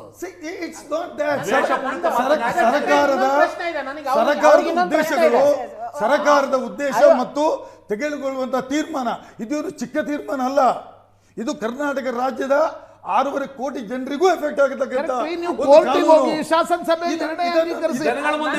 ವಿರೋಧಿಸ್ತೇವೆ ಅಂತ ಹೇಳಿದ್ದೇವೆ. ಗೊತ್ತಿತ್ತಾ ಇದು ಎರಡನೇ ಪ್ಯಾರಾದಲ್ಲಿ ಸೇರಿಸಿದ ಅಕ್ಷರ ಅವ್ರು ಓದಲ್ಲ ಅನ್ನೋದು ಗೊತ್ತಿತ್ತು ನಿಮ್ಗೆ? ಓದಲ್ಲ ಅಂತ ಹೇಳಿದ್ರೆ he is going against his own government. ಅದೇ ಬೇಕಿತ್ತ? he is going against his own government. ಅದೇ ಬೇಕಿತ್ತ? ಅವರ ಸರ್ಕಾರ ವಿರುದ್ಧವಾಗಿ ಹೋಗ್ತಾರೆ ಅಂದ್ರೆ ಅವರಿಗೆ ರಾಜಕೀಯ ಇಚ್ಛಾಶಕ್ತಿ ಇದೆ ಅಂತ ಅರ್ಥ. 8-9 ಅವರಿಗೆ ರಾಜ್ಯಶಕ್ತಿಯ ಇಚ್ಛಾಶಕ್ತಿ ಇದೆ ಅಂತ ಅರ್ಥ. ರಾಜ್ಯಪಾಲರು ಏನಾದ್ರು ನರೇಗಾನ್ನ ಕೇಂದ್ರ ಸರ್ಕಾರ ಮಾಡಿದ್ದು ಸರಿಯಾದ ನಿರ್ಧಾರ ಅನ್ನೋದೇನಾದ್ರೂ ಓದಿದ್ರೆ, ತಮ್ದೇನೋ ಲಿಖಿತ ಭಾಷಣ ಬರ್ಕೊಂಡು ಓದಿದ್ರೆ, ನೀವು ಹೇಳುವ ಪ್ರಕಾರ, ಮುಖ್ಯಮಂತ್ರಿ ಸಿದ್ದರಾಮಯ್ಯ ಅವರು ಹೇಳುವ ಪ್ರಕಾರ ಸಂವಿಧಾನ ಬಾಹಿರ ನಾನು ಹೋಗ್ತೀನಿ. ಅವ್ರು ಒಮಿಟ್ ಮಾಡ್ಲಿಕ್ಕೆ ಅವ್ರದ್ದು ಒಂದು ಡಿಸ್ಕ್ರಿಷನ್ ಇದೆ ಅಲ್ವಾ? ರಾಜ್ಯಪಾಲರು ಅದನ್ನು ಹೇಳ್ತಕ್ಕಂಥ ಅಧಿಕಾರ ಅದನ್ನು ಓದಿ ಹೇಳಬೇಕಿತ್ತು. ಅದನ್ನು ಯಾಕೆ ಹೇಳಿಲ್ಲ? ರಾಜ್ಯಪಾಲರು ಇವತ್ತು ರಾಜ್ಯಪಾಲರು ಏನ್ ಮಾಡಿದ್ರು? ನನ್ನ ಪ್ರಕಾರ ರಾಜ್ಯಪಾಲರು ಏನ್ ಮಾಡಬೇಕು ಅದನ್ನು ಮಾಡಿದ್ದಾರೆ. ಅವರು ವಿಚಾರ ಹೇಳಿದ್ದಾರೆ ಮತ್ತು ಭಾಷಣವನ್ನ ರೀಡ್ ಅಂಡ್ ರೆಕಾರ್ಡ್ ಅಂತ ಹೇಳಿದ್ದಾರೆ. ನಮ್ಮ ಭಾಷಣವನ್ನ ರೀಡ್ ಅಂಡ್ ರೆಕಾರ್ಡ್ ಆಗಿದೆ. ಭಾಷಣ ಟೇಬಲ್ ಆಯ್ತು. ನಾಳೆ ಅದರ ಮೇಲೆ ನಾವು ಚರ್ಚೆ ಮಾಡ್ತೀವಿ. ಆದರೆ ಅವರು ಗೊಂದಲವನ್ನ ನಾನು ಬರೋದಿಲ್ಲ, ನನಗೆ ಇಷ್ಟ ಇಲ್ಲ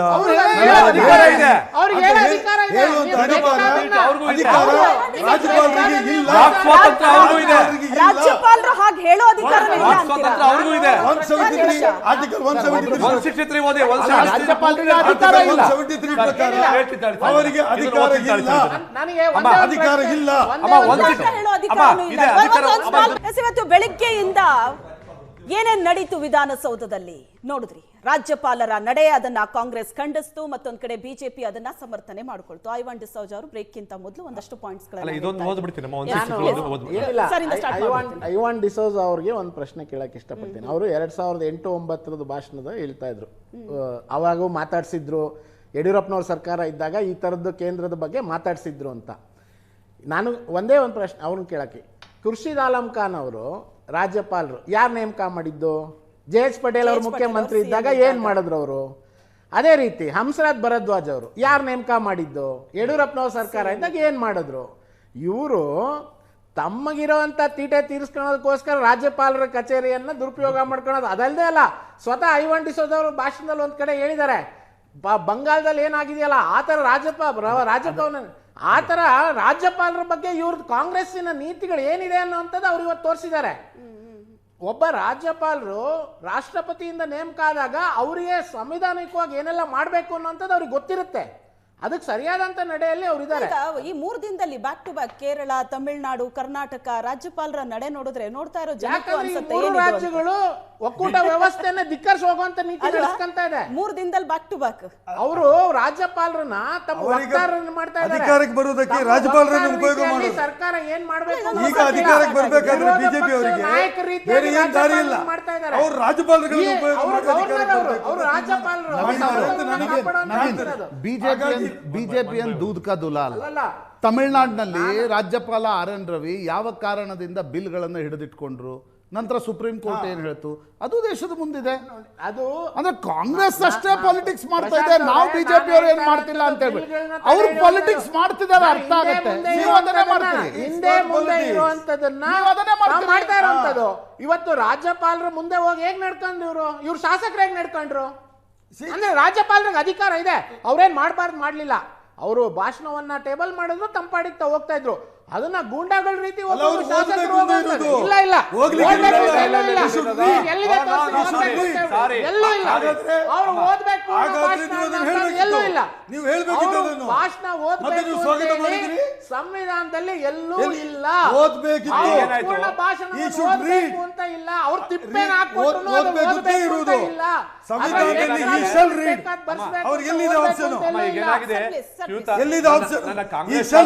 ಇಲ್ಲ, ನನ್ನ ಕಾಂಗ್ರೆಸ್ ಶಾಸಕರು ಏನಾಗ್ತಿದ್ದಾರೆ, ಕಾನೂನನ್ನ ಅವ್ರ ಮೂಗಿನ ನೇರಕ್ಕೆ ಮಾತ್ರ ಅರ್ಥೈಸ್ಕೊಂಡು ಜನಗಳಿಗೆ ಹೇಳೋ ಪ್ರಯತ್ನ ಮಾಡ್ತಿದ್ದಾರೆ. 173 ಏನ್ ಹೇಳುತ್ತೆ, 163 ಹೇಳುತ್ತೆ, 76 ಹೇಳುತ್ತೆ, 63 ಹೇಳುತ್ತೆ ಅನ್ನೋ ನಮಗೆ ಆ ಸಾಮಾನ್ಯ ಜ್ಞಾನ ಇರಬೇಕಾಗತ್ತೆ. 163 ರಾಜಕಾರರ ಮಾನ್ಯ ಗೌರವಾನ್ವಿತ ರಾಜ್ಯಪಾಲರ ಒಂದು ವಿವೇಚನಾಧಿಕಾರವನ್ನು ಸ್ಪಷ್ಟವಾಗಿ ಹೇಳುತ್ತೆ. ಸಂವಿಧಾನದ ಪ್ರಕಾರ ರಾಜ್ಯಪಾಲರು ತಮ್ಮ ವಿವೇಚನೆಯಿಂದ ಕಾರ್ಯನಿರ್ವಹಿಸಬೇಕಾದ ಕೆಲವು ವಿಷಯಗಳಿದ್ದು ಇವುಗಳಲ್ಲಿ ಮಂತ್ರಿಮಂಡಲದ ಸಲಹೆಯನ್ನು ಕೇಳುವ ಅಗತ್ಯವಿರುವುದಿಲ್ಲ. Very clear, it is very clear. ಯಾವ ವಿಷಯದಲ್ಲೂ ಎಲ್ಲ ವಿಷಯದಲ್ಲೂ ಕಂಪ್ಲೀಟ್ ಮಾಡ್ತೀನಿ.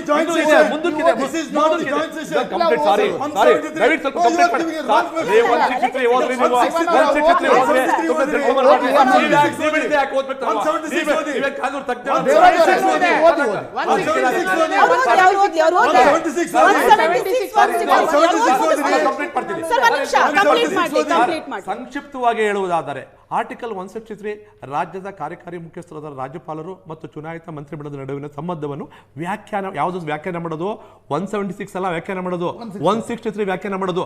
ಹಾಗಾಗಿ ರಾಜ್ಯಪಾಲರು ಇವತ್ತಿನ ಸಭೆಗೆ ಬಂದು ಅಡ್ರೆಸ್ ಮಾಡಬೇಕಷ್ಟೇ, ಪೂರ್ಣ ಓದ್ಬೇಕು. ಈಗ ಒಂದು ವಿಷಯ ಇವ್ರು ಬರೆದಿರ್ತಕ್ಕಂಥ ಭಾಷಣ ಏನಾಯ್ತು, ರಾಜ್ಯದ ಮಧ್ಯೆ ಮತ್ತೆ ಕೇಂದ್ರದ ಮಧ್ಯೆ ಸಂಘರ್ಷವನ್ನು ಉಂಟು ಮಾಡುವ ರೀತಿ ಇತ್ತು. ಇದೆ, ಸ್ವಲ್ಪ ತಾಳ್ರಿ. ಇಲ್ಲ ನೀವು ಮಾತಾಡ್ತೀರಾ, ಇಲ್ಲ ನಾನು ಮಾತಾಡ್ಲಾ? ಇಲ್ಲ ನೀವು ಮಾತಾಡ್ಬೇಕಂತ ನೀವು ಮಾತಾಡ್ಬೇಕಂತ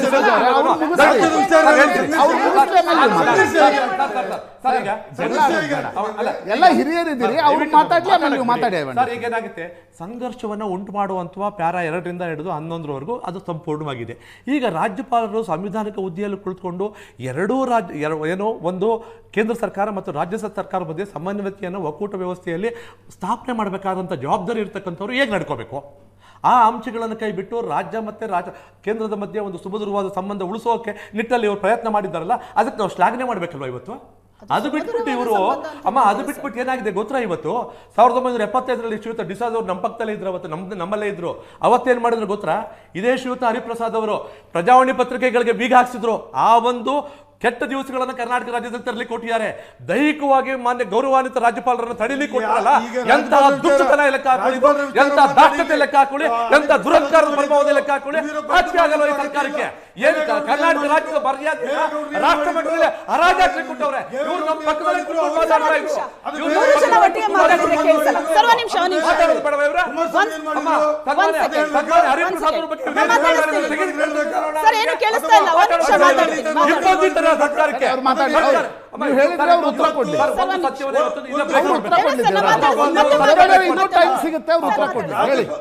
ಸತ್ಯ ಬ್ರೇಕ್ ಮಾಡಬೇಕು. ರಾಜ್ಯಪಾಲರು ಇವತ್ತು ಈ ದೇಶದ ಕಣ್ಣು ತೆರೆಯುವಂತೆ ಮಾಡಿದ್ದಾರೆ. ರಾಜ್ಯಪಾಲರುಗಳು ಇವತ್ತು ಏನು ರಾಜ್ಯಪಾಲರುಗಳಿಗೆ ಅಧಿಕಾರ ಇದೆ ಅದನ್ನು ಅವರಿಗೆ ಸಂದರ್ಭಕ್ಕೆ ಅನುಸಾರವಾಗಿ ದುರುಪಯೋಗ ಮಾಡ್ತಾರೆ ಅಂತ ಹೇಳುವುದನ್ನು ಇದು ಕಂಪ್ಲೀಟ್ ಆಗಿ ತೋರಿಸಿಕೊಡ್ತಾ ಇದೆ. ಇವತ್ತು ಏನು ಮಾಡಬೇಕಾಗಿತ್ತು ರಾಜ್ಯಪಾಲರು? ರಾಜ್ಯ ಸರ್ಕಾರದ ಇಂಟ್ರೆಸ್ಟ್ ಅನ್ನು ಕಾಪಾಡಲಿಕ್ಕೆ. ರಾಜ್ಯಕ್ಕೆ ಒಂದು ಅನ್ಯಾಯ ಆಗ್ತಾ ಇದೆ. ಇವತ್ತು ಫೆಡರಲ್ ಸಿಸ್ಟಮ್ ಆಫ್ ಗೌರ್ಮೆಂಟ್ನಲ್ಲಿ 100% ಕೇಂದ್ರ ಸರ್ಕಾರ ಒಂದು ಯೋಜನೆ, ನರೇಗಾ ಯೋಜನೆ ಕೊಡ್ತಾ ಇತ್ತು. ಇವತ್ತು ರಾಜ್ಯ ಸರ್ಕಾರಗಳ ಹತ್ರ ಹೇಳದೆ 60-40 ಕೊಡಬೇಕು ಅಂತ ಹೇಳಿದಾಗ ರಾಜ್ಯದ ಆರ್ಥಿಕ ಪರಿಸ್ಥಿತಿ ಮೇಲೆ ಪರಿಣಾಮವನ್ನು ಬಿದ್ದಾಗ, ರಾಜ್ಯದ ಕೂಲಿ ಕಾರ್ಮಿಕರ ಮೇಲೆ ಪರಿಣಾಮವನ್ನು ಬಿದ್ದಾಗ ಇವತ್ತು ರಾಜ್ಯ ಸರ್ಕಾರ ನಮ್ಮ ಸರ್ಕಾರ ಇವತ್ತು ಮಹಾತ್ಮ ಗಾಂಧಿಯವರ ಹೆಸರನ್ನ ತೆಗೆದು ರಾಮಜಯಂತಿ ಹೆಸರು ತಂದಾಗ ಈ ರಾಜ್ಯ ಸರ್ಕಾರ ಸುಮ್ಮನೆ ಕೂತ್ಕೊಳ್ಳಿಕ್ಕೆ ಬರ್ತದೆ.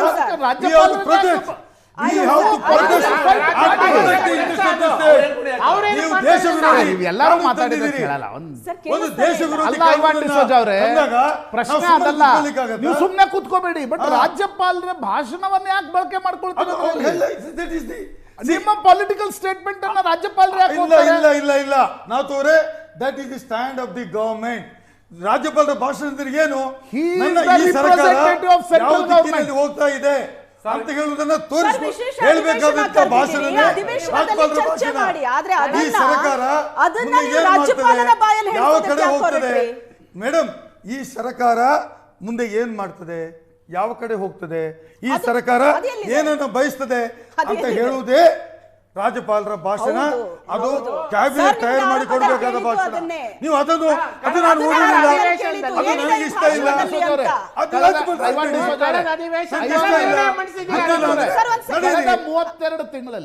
ಕಳೆದ 32 ತಿಂಗಳಲ್ಲಿ 18 ರೆಸಲ್ಯೂಷನ್ಸ್ ಅನ್ನ ನೀವು ವಿಧಾನಸಭೆಯಲ್ಲಿ ಕೇಂದ್ರ ಸರ್ಕಾರದ ವಿರುದ್ಧ ಮಾಡಿದ್ದೀರಿ. That is your prerogative. ನಿಮ್ಮ ವಿವೇಚನೆ, ಅದು ನಿಮ್ಮ ಅಧಿಕಾರ, ಅದನ್ನು ಯಾರೂ ಪ್ರಶ್ನೆ ಮಾಡಲ್ಲ. ಬಟ್ ಈ ರೀತಿ ಒಂದು ರಾಜ್ಯ ಸರ್ಕಾರ, ನನ್ನೊಂದು ಸಿಂಪಲ್ ಪ್ರಶ್ನೆ ಇದೆ. ಎಲ್ಲ ರಾಜ್ಯ ಸರ್ಕಾರಗಳು ಕೂಡ ಈ ರೀತಿ ತಮ್ಮ ವರ್ಷದ ಮೊದಲ ಭಾಷಣವನ್ನು ರಾಜ್ಯಪಾಲರಿಗೆ ಕೇಂದ್ರ ಸರ್ಕಾರಕ್ಕೆ ನೀವು ಬೈರಿ, ಯಾಕಂದರೆ ನಮ್ಮದು ಪೊಲಿಟಿಕಲ್ ಮತಭೇದಗಳಿವೆ ಅಂತ ಶುರು ಮಾಡಿದರೆ ನಾಳೆ ಏನಾಗುತ್ತೆ ಅಂತಂದರೆ ಈ ಪರಿಪಾಠ ಏನಿದೆಲ್ಲ, ಒಂದು ಸಂವಿಧಾನಾತ್ಮಕವಾಗಿರ್ತಕ್ಕಂಥ ಪರಿಪಾಠ, ಆ ಪರಿಪಾಠವೇ ಬಿಟ್ಟು ಹೋಗುತ್ತೆ. ರಾಜ್ಯಪಾಲರು ಅಂತಾರೆ ನಾವು ಬರ್ತೀವಿ, ಟೇಬಲ್ ಮಾಡ್ತೀವಿ, ಭಾಯಿ ಅವ್ರ ಬೇನೋ ನಮಸ್ತೆ ನಮಸ್ತೆ ಅಂತೀವಿ, ಹೋಗ್ತೀವಿ ಅಂತಾರೆ. ಅದು ಪ್ರೆಸಿಡೆಂಟ್ ಹಾಕೊಂಡಿದ್ದಾರೆ ಅಂತ ನಾನು ಹೇಳೋದು. ನಾವು ರಾಜ್ಯಪಾಲರಿಗೆ ಗೌರವ ಕೊಟ್ಟು ಅವ್ರನ್ನ ಕರ್ಕೊಂಡು ಬಂದು ವೇದಿಕೆಯಲ್ಲಿ ಕೂತ್ಕೊಳ್ಳಿಸಿ ಭಾಷಣವನ್ನು ಕೊಟ್ಟು ಓದಿ ಅಂತ ಹೇಳಿದ್ರೆ ನಾನು ಓದೋದಿಲ್ಲ ಅಂತ ದುರಂಕಾರ ತೋರಿಸಿದ್ದು ನಾವ ರಾಜ್ಯಪಾಲರ?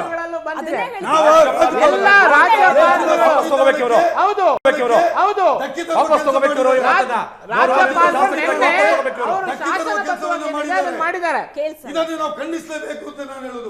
ದೇಶದ ಸಂವಿಧಾನಕ್ಕೆ ಧಕ್ಕೆ ತರುವ ಕೆಲಸವನ್ನ ರಾಜ್ಯಪಾಲರು ಮಾಡಿದ್ದಾರೆ, ಖಂಡಿಸಲೇಬೇಕು. ಸರ್, 2 ಪಾಯಿಂಟ್ಗಳನ್ನು ಇವತ್ತಿನ ದಿವಸ ವಾಹಿನಿ ಮೂಲಕ ಹೇಳಲಿಕ್ಕೆ ಇಷ್ಟಪಡ್ತೇನೆ. ಮೊದಲನೇ ಪಾಯಿಂಟ್ ಹೇಳ್ಬಿಡ್ತೀನಿ. 2013ರಿಂದ 2018 ಸನ್ಮಾನ್ಯ ಸಿದ್ದರಾಮಯ್ಯವರು ಈ ರಾಜ್ಯದ ಮುಖ್ಯಮಂತ್ರಿಗಳಾಗಿದ್ದರು. ಎಂದೂ ಸಹ ಕೇಂದ್ರ ಮತ್ತು ರಾಜ್ಯದ ಮಧ್ಯೆ ಈ ರೀತಿಯ ಸಂಘರ್ಷಮಯ ವಾತಾವರಣ ಸೃಷ್ಟಿಯಾಗಲಿಲ್ಲ. ಆದರೆ ಈಗ ಮಾತ್ರ ಕೇವಲ 2.5-3 ವರ್ಷದಲ್ಲಿ ಯಾಕೆ ಆಗ್ತಿದೆ ಅನ್ನೋದಕ್ಕೆ ನಾನು ಉದಾಹರಣೆಗಳನ್ನು ನಿಮಗೆ ಕೊಡ್ತೀನಿ. ಒಂದೇ ಒಂದು ಉದಾಹರಣೆ. ಮೊದಲು ಆಲ್ಮೋಸ್ಟ್ 6 ತಿಂಗಳಿಂದ 1 ವರ್ಷ ಒಂದೊಂದು ಸಮುದಾಯಕ್ಕೆ ಒಂದೊಂದು DCM ಕೊಡಬೇಕು ಅಂತ ಮಾನ್ಯ ಮುಖ್ಯಮಂತ್ರಿಗಳು ಸೃಷ್ಟಿ ಮಾಡಿದ್ರು. ಯಾವ ಕಾರಣಕ್ಕೆ? ನೀವೇ ಉತ್ತರ ಹುಡುಕಬೇಕು. ನಾನು ಕಂಪ್ಲೀಟ್ ಮಾಡ್ತೀನಿ. Let me complete. ನಾನು ಕಂಪ್ಲೀಟ್ ಮಾಡ್ತೀನಿ. ನಾನು ಮುಖ್ಯಮಂತ್ರಿ ಅಂತ ಹೇಳ್ತಿದ್ದೇನಲ್ಲ ಸ್ವಾಮಿ,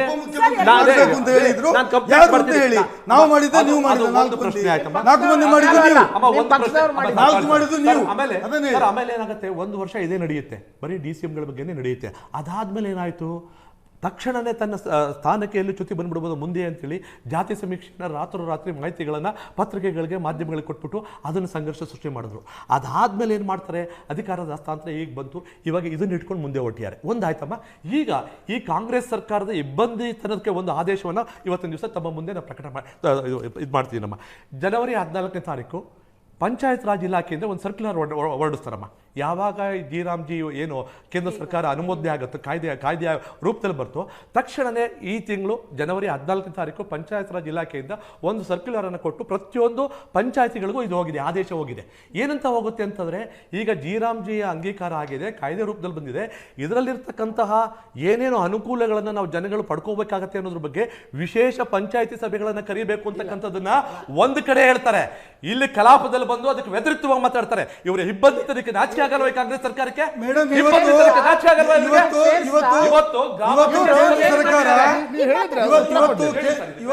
ಇವತ್ತು ಕೇಂದ್ರ ಸರ್ಕಾರ ಈ ರಾಜ್ಯ ದೇಶದಲ್ಲಿ ಇರ್ತಕ್ಕಂಥ ವಿರೋಧ ಪಕ್ಷಗಳ ಮೇಲೆ ರಾಜ್ಯಪಾಲರ ಮುಖಾಂತರ ದಾಳಿ ನಡೆಸ್ತಾ ಇದೆ. ಒಂದು ವೆಸ್ಟ್ ಬೆಂಗಾಲ್ ತಗೊಳ್ಳಿ, ವೆಸ್ಟ್ ಬೆಂಗಾಲ್ ತಗೊಳ್ಳಿ,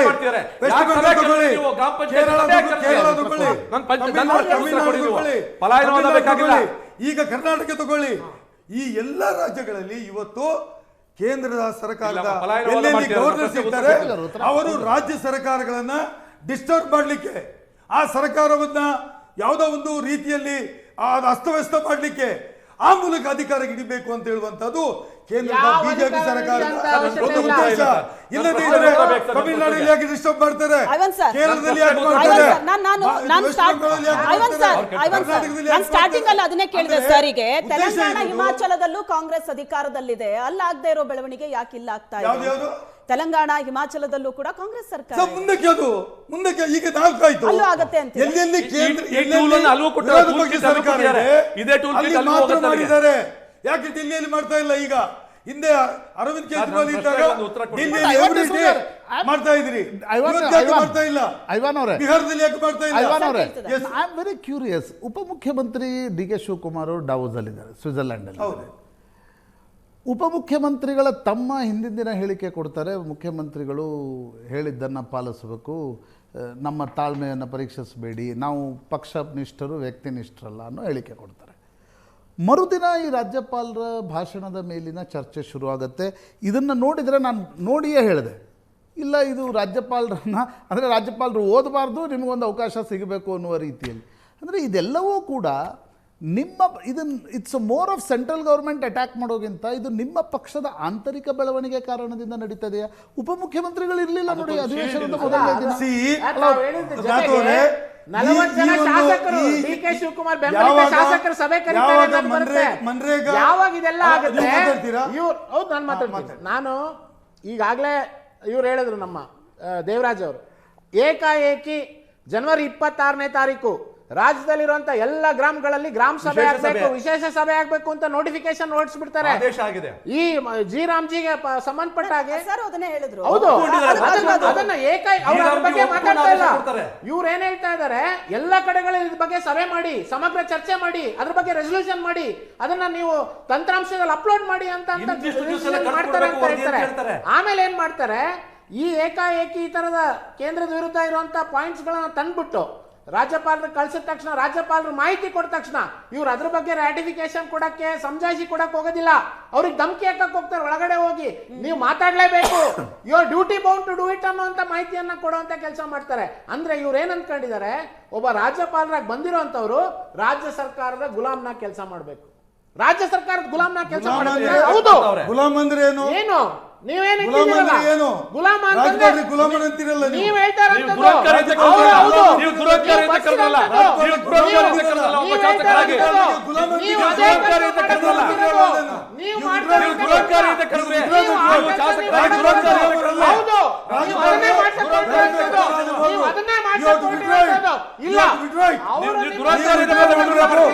ರಾಜ್ಯಪಾಲರು ಗುಲಾಮರಲ್ಲ, ರಾಜ್ಯಪಾಲರು ಗುಲಾಮರಲ್ಲ, ಅವ್ರ ಅಪೇಕ್ಷೆ ಹೇಳ್ತಾರೆ. ರಾಜ್ಯಪಾಲರು ಗುಲಾಮರಲ್ಲ, ರಾಜ್ಯಪಾಲರು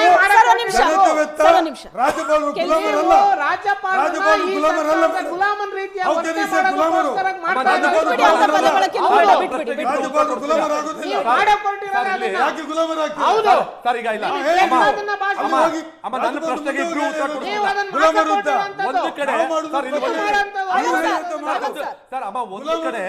ಒಂದು ಕಡೆ ಜಿ ರಾಮ್ಜಿಯ ಒಂದು ಏನು ಕಾಯ್ದೆಯನ್ನ ಒಪ್ಪಿಕೊಂಡು ವಿಶೇಷ ಗ್ರಾಮ ಸಭೆ ಕರೆಯುವಂತ ಸರ್ಕಾರ, ಅದಕ್ಕೆ ವ್ಯತಿರಿಕ್ತವಾಗಿ ವಿಧಾನದ ಕಲಾಪವನ್ನು ಕರೆಯುವ ಸರ್ಕಾರದ ಇಬ್ಬಂದಿತನವನ್ನ ಅದ್ರ ಬಗ್ಗೆ ಪ್ರಶ್ನೆ ಕೇಳಿ ಉತ್ತರ ಕೊಡಿ, ದಯವಿಟ್ಟು ಉತ್ತರ ಕೊಡಿ, ಇದಕ್ಕೆ ಉತ್ತರ ಕೊಡಿ ನನಗೆ. ನಾವು ಮೇಡಮ್ ಈ VB ರಾಮ್ಜಿ ಅಂತ ಏನು ಕಾನೂನು ತಂದಿದ್ದಾರೆ, ಜಿ ರಾಮ್ಜಿ, ಇದನ್ನು ನಾವು ಖಂಡತುಂಡವಾಗಿ ವಿರೋಧಿಸ್ತೇವೆ. ಇದು ಒಂದು ಮತ್ತೆ ಏನೆಲ್ಲ ಸಾಧ್ಯ ಇದೆ, ಯಾವೆಲ್ಲ ರೀತಿಯಲ್ಲಿ ಪ್ರೊಟೆಸ್ಟ್ ಮಾಡಿ ಈ ಕಾನೂನನ್ನ ನಾವು ಧಿಕ್ಕರಿಸಿ ಹಿಂದೆ ಇರತಕ್ಕಂಥ ಮನ್ರೇಗಾ ಕಾನೂನನ್ನು ಜಾರಿಗೆ ತರ್ತೇವೆ. ಅಲ್ಲಿವರೆಗೆ ನಮ್ಮ ಹೋರಾಟ ಇದ್ದೇ ಇರ್ತದೆ. ಇದು ಕರ್ನಾಟಕದಲ್ಲಿ ಮಾತ್ರ ಅಲ್ಲ, ಇಡೀ ದೇಶದಲ್ಲಿ ಇರ್ತದೆ.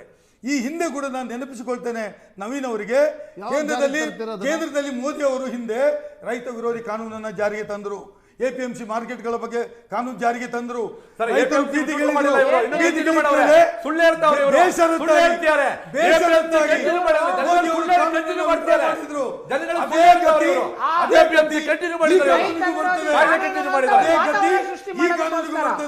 ಮತ್ತೆ ನಾನು ಒಂದು ಮಾತು ಹೇಳ್ತೇನೆ, ನವೀನ್ ಅವರು ರಾಜ್ಯಪಾಲರ ವಿರುದ್ಧವಾಗಿ ಗುಲಾಮರು ಅಂತ ಶಬ್ದ ಬಳಕೆ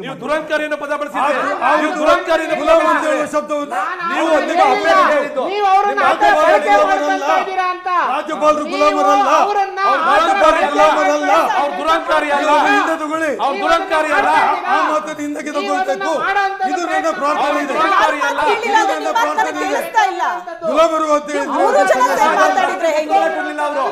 ತಪ್ಪಿಸ್ಕೊಂಡು ಹೋಗ್ತಿದ್ದಾರೆ. ನಾವು ಬಳಕೆನೆ ಬೇಡ ಸರ್. ಒಂದ್ ನಿಮಿಷ ಅಂತ ಪದದ ಬಳಕೆನೆ ಬೇಡ ಬಿಡಿ. ಬಂದ ತಕ್ಷಣ ದುರಹಂಕಾರ ಅಂದ್ರು, ಇವ್ರು ಇನ್ನೊಂದು ಹೇಳಿದ್ರು, ಬೇಡ ಅಂತ ಪದದ ಬಳಕೆನೆ ಮಾತಾಡೋದು. ಏನಾಗಿದೆ ಅಂದ್ರೆ ಇಲ್ಲಿರೋ ಸ್ಥಿತಿ ಇಲ್ಲೇನ್ ಕಂಡು ಬಂತಲ್ಲ, ಅದೇ ರಾಜ್ಯದ ಒಟ್ಟಾರೆ ರಾಜಕೀಯ ಪರಿಸ್ಥಿತಿ ಏನು ಅಂದ್ರೆ ಬಿಜೆಪಿ, ಕಾಂಗ್ರೆಸ್, JDSಗೆ ಒಂದು ಪಂಚಿಂಗ್ ಬ್ಯಾಗ್ ಬೇಕು. ರಾಜ್ಯಪಾಲರು ಸಿಕ್ಕಿದ್ದಾರೆ, ಇವ್ರು ಗುಲಾಮರು ಅಂತಾರೆ, ಅವರು ದುರಹಂಕಾರಿ ಅಂತಾರೆ. ರಾಜ್ಯಪಾಲರಿಗೆ ಅಂತಾರಲ್ವಾ, ಕಾನ್ಸ್ಟಿಟ್ಯೂಷನಲ್ ಪೋಸ್ಟ್ಗೆ ಅಂತಿದ್ದಾರೆ. ಎಸ್ ಸರ್, ಮಾತಾಡ್ತೀನಿ. ಒಂದು ಚಿಕ್ಕ ಬ್ರೇಕ್ನ ಸಮಯ ಆಗ್ತಾ ಇದೆ. ಬ್ರೇಕ್ನ ನಂತರ ಚರ್ಚೆ ಮಾಡ್ತೀವಿ. ಗವರ್ಮೆಂಟ್ ವರ್ಸಸ್ ಗವರ್ನರ್ ಇವತ್ತು ಬೆಳಗ್ಗೆಯಿಂದ ನಡೆದಿದ್ದು ಇದೇನೆ. ಇವತ್ತು ಬೆಳಗ್ಗೆಯಿಂದ ಏನೆಲ್ಲ ನಡೀತು ಅದರ ಬಗ್ಗೆ ಚರ್ಚೆ ಮಾಡ್ತಾ ಇದ್ವಿ. ಸರ್, ನೀವೊಂದು ಪ್ರಶ್ನೆ ಕೇಳಿ. ಅಲ್ಲ, ಈಗ ನೋಡಿ, ಇದು ಕಾನ್ಸ್ಟಿಟ್ಯೂಷನಲ್ ಪೊಸಿಷನ್ ಬಗ್ಗೆ ನಾವು ಚರ್ಚೆ ಮಾಡಿದ್ವಿ, ಪೊಲಿಟಿಕಲಿ ಪೋಸ್ಚರಿಂಗ್ನ ಆರೋಪ ಪ್ರತ್ಯಾರೋಪಗಳ ಬಗ್ಗೆ ಚರ್ಚೆ ಮಾಡಿದ್ದು. ಐವನ್ ಅವರೇ, ಈ ಇಡೀ ಘಟನೆ ಈ ಜನವರಿಯಲ್ಲಿನ ಅಧಿವೇಶನವನ್ನು ನೋಡಿದಾಗ ಸ್ಪಷ್ಟವಾಗಿ ಅನಿಸೋದು ಇದೆಲ್ಲ ನಡೀತಾ ಇರೋದು ಸಿದ್ದರಾಮಯ್ಯ, DK ಶಿವಕುಮಾರ್ ನಡುವಿನ ತಿಕ್ಕಾಟದ ಕಾರಣದಿಂದಾಗಿ. ಹೈಕಮಾಂಡನ್ನು ಒಂದು ಸಲ ಮನವೊಲಿಸಬೇಕು ಅನ್ನುವ ಕಾರಣಕ್ಕೋಸ್ಕರ ಇದೆಲ್ಲ ನಡೀತಾ ಇದೆ ಅನ್ನೋದು ಮೇಲ್ನೋಟಕ್ಕೆ ಸ್ಪಷ್ಟವಾಗಿ ಕಾಣ್ತಿದೆ. ತಪ್ಪು ಅಂತ ನಾನು ಹೇಳಲ್ಲ, it's a part of politics. ಇನ್ನೊಂದು ಕಡೆ ಇಲ್ಲ, ಇದನ್ನು ಮುಂದಿಟ್ಟರೆ ಹೈಕಮಾಂಡ್ ಕೂಡ ಈ ನಿರ್ಣಯವನ್ನು ತೆಗೆದುಕೊಳ್ಳಿಕ್ಕೆ ಇನ್ನಷ್ಟು ಮುಂದೆ ಹೋಗುತ್ತೆ. ನಾಳೆ ಬಜೆಟ್ ಬರುತ್ತೆ. ಇವತ್ತು ತಂಗಡಿಗೆ ಅವರು ಹೇಳಿಕೆ ನೋಡಿದೆ ನಾನು, ಫೆಬ್ರವರಿ 12ಕ್ಕೆ ಜಾತಿ ಗಣತಿ 2ನೇ ವರದಿ ಮಂಡನೆ ಆಗುತ್ತೆ ಅಂತಕ್ಕಂಥದ್ದು. ಇದೆಲ್ಲವೂ ನೋಡಿದರೆ ಒಂದೊಂದೇ ಅಸ್ತ್ರಗಳು ಹೊರಗಡೆ ಬರ್ತಾ ಇರೋದು DK ಶಿವಕುಮಾರ್ ವಿರುದ್ಧ ಅನಿಸುತ್ತೆ. ಅಥವಾ ನಿಮ್ಮ ಪ್ರಶ್ನೆಯಲ್ಲಿ ಹಲವು ಚಿಂತನೆಗಳಿದೆ, ನನಗೆ ಗೊತ್ತಾಯಿತು. ಆದರೆ ನಾನೇನು ಹೇಳ್ತಾ ಇದ್ದೀನಿ ಅಂದರೆ, ಈ ಮನ್ರೇಗಾ ವಿಚಾರದಲ್ಲಿ ನಾವು ಹೋರಾಟ ಮಾಡಬೇಕಂತ ತೀರ್ಮಾನ ಮಾಡಿದ್ದು ರಾಜ್ಯ ಸರ್ಕಾರ ಅಲ್ಲ, ಅಥವಾ ರಾಜ್ಯ KPCC ಅಲ್ಲ. ಇದು ಒಂದು ದೇಶ ಮಟ್ಟದಲ್ಲಿ ನಡೆಯತಕ್ಕಂಥ ಹೋರಾಟ. ಹಾಗಾಗಿ ಇದಕ್ಕೆ ದೇಶ ಮಟ್ಟದಿಂದಲೇ KPCCಗೆ ಯಾವ ರೀತಿ ಹೋರಾಟ ಮಾಡಬೇಕಂತ ಹೇಳುವಂಥ ತೀರ್ಮಾನ ನಾವು ಒಂದು ತೀರ್ಮಾನ ತಗೊಂಡಾಗಿದೆ. ಆ ಪ್ರಕಾರನೇ ಹೋಗ್ತಾ ಇದೆ ಹೊರತು ಈ ರೀತಿ ಭಾಷಣ ತಯಾರು ಮಾಡಿ ಈ ರೀತಿ ಅಂತ ಅಲ್ಲ. ರಾಜ್ಯ ಸರ್ಕಾರಕ್ಕೆ ಬಿಟ್ಟಿರ್ತಕ್ಕಂಥವ್ರು, ಎಲ್ಲೆಲ್ಲಿ ನಮ್ಮ ಸರ್ಕಾರ ಇದೆ, ಎಲ್ಲೆಲ್ಲಿ ಈ ಕಾಯ್ದೆಯನ್ನು ವಿರೋಧ ಮಾಡ್ತಕ್ಕಂಥ ಹೊಸ ಕಾಯ್ದೆಯನ್ನು ವಿರೋಧ ಮಾಡಬೇಕು, ಅದಕ್ಕೆ ಪೂರಕವಾದ ಅಂಶಗಳನ್ನು ನಾವು ಮಾಡಬೇಕಾಗ್ತದೆ, ಮಾಡಿದ್ದೇವೆ. ಈ ಗವರ್ನರ್ ಜೊತೆಯಲ್ಲಿ ಓದಿಸಬೇಕು ಅಂತ ಹೇಳುವಂಥದ್ದು ಕೇಂದ್ರ ಸರ್ಕಾರದ ತೀರ್ಮಾನವಲ್ಲ, AICC ತೀರ್ಮಾನವೂ ಅಲ್ಲ. ಇದು ನಥಿಂಗ್ ಬಟ್ ವಿಶೇಷನೂ ಇಲ್ಲ. ಯಾಕೆಂದರೆ ಎವ್ರಿ ಇಯರ್ ಫಸ್ಟ್ ಸೆಷನ್ ಯಾವುದಾಗ್ತದೆ ಅದಕ್ಕೆ ಜಾಯಿಂಟ್ ಸೆಷನ್ ಮಾಡಬೇಕು, ರಾಜ್ಯಪಾಲರು ತಮ್ಮ ಭಾಷಣವನ್ನು ಓದಬೇಕು. ನಮ್ಮ ಸರ್ಕಾರದ ಏನು ಚಿಂತನೆ ಇದೆ, ನಾವು ಯಾವ ರೀತಿ ಸರ್ಕಾರ ಮಾಡಲಿಕ್ಕೆ ಬಯಸ್ತದೆ, ಅದನ್ನು ನಾವು ಇದರಲ್ಲಿ ಕ್ಯಾಬಿನೆಟ್ ತೀರ್ಮಾನ ತಗೊಂಡಿದೆ ಮತ್ತು ಅದು ಭಾಷಣವನ್ನು ತಯಾರು ಮಾಡಿದೆ. ಆದರೆ ಇವತ್ತು ನೀವು ತಾವೇನು ಹೇಳಲಿಕ್ಕೆ ಬಯಸ್ತೀರಿ, ಇವತ್ತು DK ಶಿವಕುಮಾರ್ ಇಲ್ಲಿ ಇಲ್ಲ, ಅದು ಹೌಸಲ್ಲಿ ಇದ್ದಾರೆ, ಇದು ಅಂತ ಕೇಳ್ಬೋದು. ಇದು ಯಾವುದೂ ಇಲ್ಲ, ಊಹೆ ಮಾಡುವಂಥ ಅವಶ್ಯಕತೆಯೇ ಇಲ್ಲ. ಬಿಕಾಸ್ ಇದು ನಾವು ಸೆಂಟ್ರಲಿ ತೆಗೆದುಕೊಂಡಂಥ ತೀರ್ಮಾನ. ಎಲ್ಲ ರಾಜ್ಯಗಳಲ್ಲಿ ಹೋರಾಟ ನಡೀತಾ ಇದೆ, ಎಲ್ಲ ಬೀದಿಗಳಲ್ಲಿ ಹೋರಾಟ ನಡೀತಾ ಇದೆ. ನಿನ್ನೆ ನಾನೇ ಉಪವಾಸ ಸತ್ಯಾಗ್ರಹ ಕೂತಿದ್ದೇನೆ ಬೆಳಗಿಂದ ಸಂಜೆವರೆಗೆ ಮಂಗಳೂರಿನಲ್ಲಿ. ಹಾಗಾಗಿ ಇದು ಯಾವುದೇ ಅಂತ ಸಣ್ಣ ವಿಚಾರಗಳಿಗೆ ಸಂಬಂಧಪಟ್ಟ BK ಹರಿಪ್ರಸಾದ್ ಇವತ್ತು ಏನು ಯಾವ ವಿಧವಾದ ವಿರೋಧವನ್ನು ರಾಜ್ಯಪಾಲರು ತೋರಿಸಿದ್ರು, ನಾನು ಅದನ್ನು ನೋಡಿ ಅವರ ಕಾನ್ಸ್ಟಿಟ್ಯೂಷನಲ್ ರೈಟ್ಸನ್ನು ನಾನು ಪ್ರಶ್ನೆ ಮಾಡಲ್ಲ. ಹಿಂದೆ ವಾಟಾಳ್ ನಾಗರಾಜ್ ಅವರು ಕೂಡ ಇದನ್ನು ಮಾಡ್ತಿದ್ರು. ಆದರೆ ಒಂದು ಡೆಕೋರಮ್ ಅಲ್ಲ ಇದನ್ನು. ಈಗ ಇವತ್ತು BK ಹರಿಪ್ರಸಾದ್ ಮಾಡ್ತಾರೆ, ನಾಳೆ ಅದೃಷ್ಟವಶಾತ್ ನೀವು ಹೇಳಿದ್ರಲ್ಲ ನಮ್ಮ ಸರ್ಕಾರ ಬರ್ಬೋದು, ನಿಮ್ಮ ಸರ್ಕಾರ ಬಂದಾಗ ಇವ್ರದ್ದು ರಾಜ್ಯ ಸರ್ಕಾರ ಇರ್ಬೋದು, ಆ ರಾಜ್ಯಪಾಲರ ವಿರುದ್ಧ ಮಾಡ್ತಾರೆ. ಈ ಪ್ರೆಸಿಡೆನ್ಸ್ ಇವೆ ಅಲ್ವಾ, ಗುಡ್ ಪ್ರೆಸಿಡೆನ್ಸ್ ಪರಂಪರೆಗಳು ಬೇಕು. ಈ ಬ್ಯಾಡ್ ಪ್ರೆಸಿಡೆನ್ಸ್ ಶುರು ಮಾಡಿದರೆ ಇವತ್ತು BK ಹರಿಪ್ರಸಾದ್ ನೀವು ಹೋರಾಟ ಮಾಡೋದನ್ನು ನಾನು ಪ್ರಶ್ನೆ ಮಾಡಲ್ಲ, ಅದು ನಿಮ್ಮ ಪ್ರಜಾತಾಂತ್ರಿಕ ಹಕ್ಕು ಅಂತ ಅನ್ಕೋತೀನಿ. ಬಟ್ ಗವರ್ನರ್ ಒಬ್ಬ ಕಾನ್ಸ್ಟಿಟ್ಯೂಷನಲ್ ಹೆಡ್ ಸದನಕ್ಕೆ ಬಂದಾಗ ನೀವು ಈ ಪರಿ ವಿರೋಧ ಮಾಡಿದರೆ ನಾಳೆ ಬೇರೆ ಪಕ್ಷಗಳು ಅದನ್ನೇ ಮಾಡ್ತವೆ. ನಾವು ಮಾಡಿದ್ದು ರಾಜ್ಯಪಾಲರು ಭಾಷಣ ಮಾಡದೆ ನಡೆದದ್ದು ರಾಜ್ಯದ ಚರಿತ್ರೆಯಲ್ಲೇ ಪ್ರಥಮ. ಇನ್ನು ಕರ್ನಾಟಕ ರಾಜ್ಯದ ಚರಿತ್ರೆಯಲ್ಲಿ ರಾಜ್ಯಪಾಲರು ಈ ರೀತಿ ಬಂದು ಭಾಷಣ ಮಾಡದೆ ಹಿಂದಕ್ಕೆ ತಂದದ್ದು ಪ್ರಥಮ. ಹಾಗಾಗಿ ಪ್ರಥಮವಾಗಿ ಈ ರೀತಿ ಒಂದು ನಾನು ಕಳೆದ ಎರಡನೇ ಬಾರಿ ಶಾಸಕನಾಗಿದ್ದೇನೆ, ನಾವು ಎಂದೂ ಕಂಡಿಲ್ಲ ರಾಜ್ಯಪಾಲರು ಇಂತಹ ನಡೆಯನ್ನು ನಾವು ಕಂಡಿಲ್ಲ. ಹಾಗಾಗಿ ಆಕ್ರೋಶ ಅದು ಸರಿಯಾದ ನೀವು ಮಾಡಬೇಕಿತ್ತು ಅಂತ ಹೇಳುವ ಉದ್ದೇಶನೇ BK ಹರಿಪ್ರಸಾದರ ತಲೆಯಲ್ಲಿ ಇದ್ದದ್ದು ಹೊರತು ಬೇರೆ ಏನಿಲ್ಲ. ಅಲ್ಲಿ ಏನೂ ಆಗಿಲ್ಲ. ರಾಜ್ಯದ ಮುಖ್ಯಮಂತ್ರಿಗಳು ಎರಡೂ ಸದನದ ಸ್ಪೀಕರ್ ಮತ್ತು ಸಭಾಪತಿಗಳು ಮತ್ತು ಲಾ ಮಿನಿಸ್ಟರ್ ಅವರನ್ನ ಕರ್ಕೊಂಡು ಬಂದಿದ್ದಾರೆ. Last word ಹೇಳಿ. ಗೌರವಯುತವಾಗಿ ಅವರನ್ನ ಕರ್ಕೊಂಡು ಹಿಂದಕ್ಕೆ ಬಿಟ್ಟಿದ್ದಾರೆ. ಈಗ ಹಲವಾರು ದಾಖಲೆಗಳನ್ನ ನಾನು ಮಾಡಿದ್ದೀನಿ ಅಂತಕ್ಕಂಥ ಒಂದು ಮಾತನ್ನು ಹೇಳ್ಕೊಳ್ತಕ್ಕಂಥ ಮಾನ್ಯ ಮುಖ್ಯಮಂತ್ರಿಗಳು ಇವತ್ತು ನಮ್ಮ ರಾಜ್ಯದ ಇತಿಹಾಸದಲ್ಲೇ ಒಂದು ಕರಾಳ ಇತಿಹಾಸವನ್ನು ಸೃಷ್ಟಿ ಮಾಡಿದಂಥ ಒಂದು ದಾಖಲೆಯನ್ನು ಸಹ ಇವರು ಬಿಟ್ರು. ಒಂದು ಕಡೆ ವಿಶೇಷ ಗ್ರಾಮ ಸಭೆ ಕರೆದು ಅಲ್ಲಿ ಮನ್ರೇಗಾವನ್ನು ಒಪ್ಕೊಂತಾರೆ, ಇವತ್ತು ಕಲಾಪದಲ್ಲಿ ಬಂದು ಅದಕ್ಕೆ ವ್ಯತಿರಿಕ್ತವಾಗಿ ನಡ್ಕೊಂತಾರೆ. ಸರ್ಕಾರದ ಇಬ್ಬಂದಿತನಕ್ಕೆ ಈ ರಾಜ್ಯದ ಜನತೆ ಸರಿಯಾದ ಒಂದು ಪ್ರತಿಫಲವನ್ನು ಕೊಡ್ತಾರೆ. ಕಾಂಗ್ರೆಸ್ ಸರ್ಕಾರ ತನ್ನ ನಿಜವಾದ ಮುಖವನ್ನ ಇವತ್ತು ಬಯಲು ಮಾಡ್ಕೊಂಡಿದೆ. ಇವತ್ತು ರಾಜ್ಯಪಾಲರಿಗೆ ಸದನದಲ್ಲಿ ಆದಂಥ ಅಪಮಾನ, ಶಾಸಕರು ಅವ್ರ ಮೇಲೆ ದೈಹಿಕವಾಗಿ ಹಲ್ಲೆ ಮಾಡಿರುವಂಥದ್ದನ್ನು BJP ತೀವ್ರವಾಗಿ ಖಂಡಿಸುತ್ತೆ. ಇದನ್ನು ಸಭಾಧ್ಯಕ್ಷರು ಮತ್ತು ಸಭಾಪತಿಗಳು ಆ ಶಾಸಕರನ್ನ ನಾಳೆ ಬೆಳಗ್ಗೆ ಸದನದಿಂದ ಹೊರ ಹಾಕುವಂಥ ಕೆಲಸವನ್ನು ಮಾಡಬೇಕು. ಮತ್ತು ಏನಾಗಿದೆ ಘಟನೆ, ರಾಜ್ಯಪಾಲರಿಗೆ ಭಾಷಣವನ್ನ ಓದುವಂತ ಸರ್ವಾಧಿಕಾರ ಇದೆ. ಯಾವ ಆಯ್ದ ಭಾಗಗಳನ್ನು ಓದಬೇಕು ಮತ್ತೆ ಏನ್ ಮಾಡಬೇಕು ಅದಕ್ಕೆ ರಾಜ್ಯಪಾಲರಿಗೆ ತಮ್ಮದೇ ಆದಂತ ಹಕ್ಕಿದೆ. ಅದನ್ನ ಅವ್ರ ಮೇಲೆ ಹೇರುವಂತ ಕೆಲಸ ಮಾಡಬಾರ್ದು. ಮತ್ತು ಕಾಂಗ್ರೆಸ್ ಸರ್ಕಾರ ರಾಜ್ಯಪಾಲರಿಗೆ ಕ್ಷಮೆಯನ್ನ ಕೇಳಬೇಕು ಅಂತ ನಾನು thank you so much. Thank you sir. Thank you ಎಲ್ರಿಗೂ ಚರ್ಚೆಯಲ್ಲಿ ಭಾಗಿಯಾಗಿದ್ದಕ್ಕೆ. Thank you Prashant.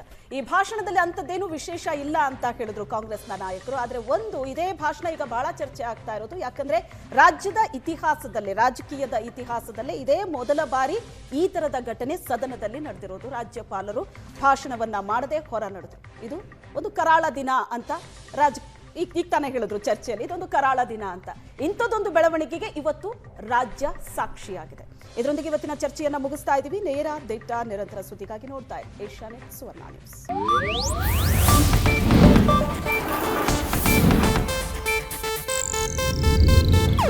ಇದು ಏಷ್ಯಾನೆಟ್ ನ್ಯೂಸ್ ನೆಟ್ವರ್ಕ್ ಪ್ರಸ್ತುತಿ.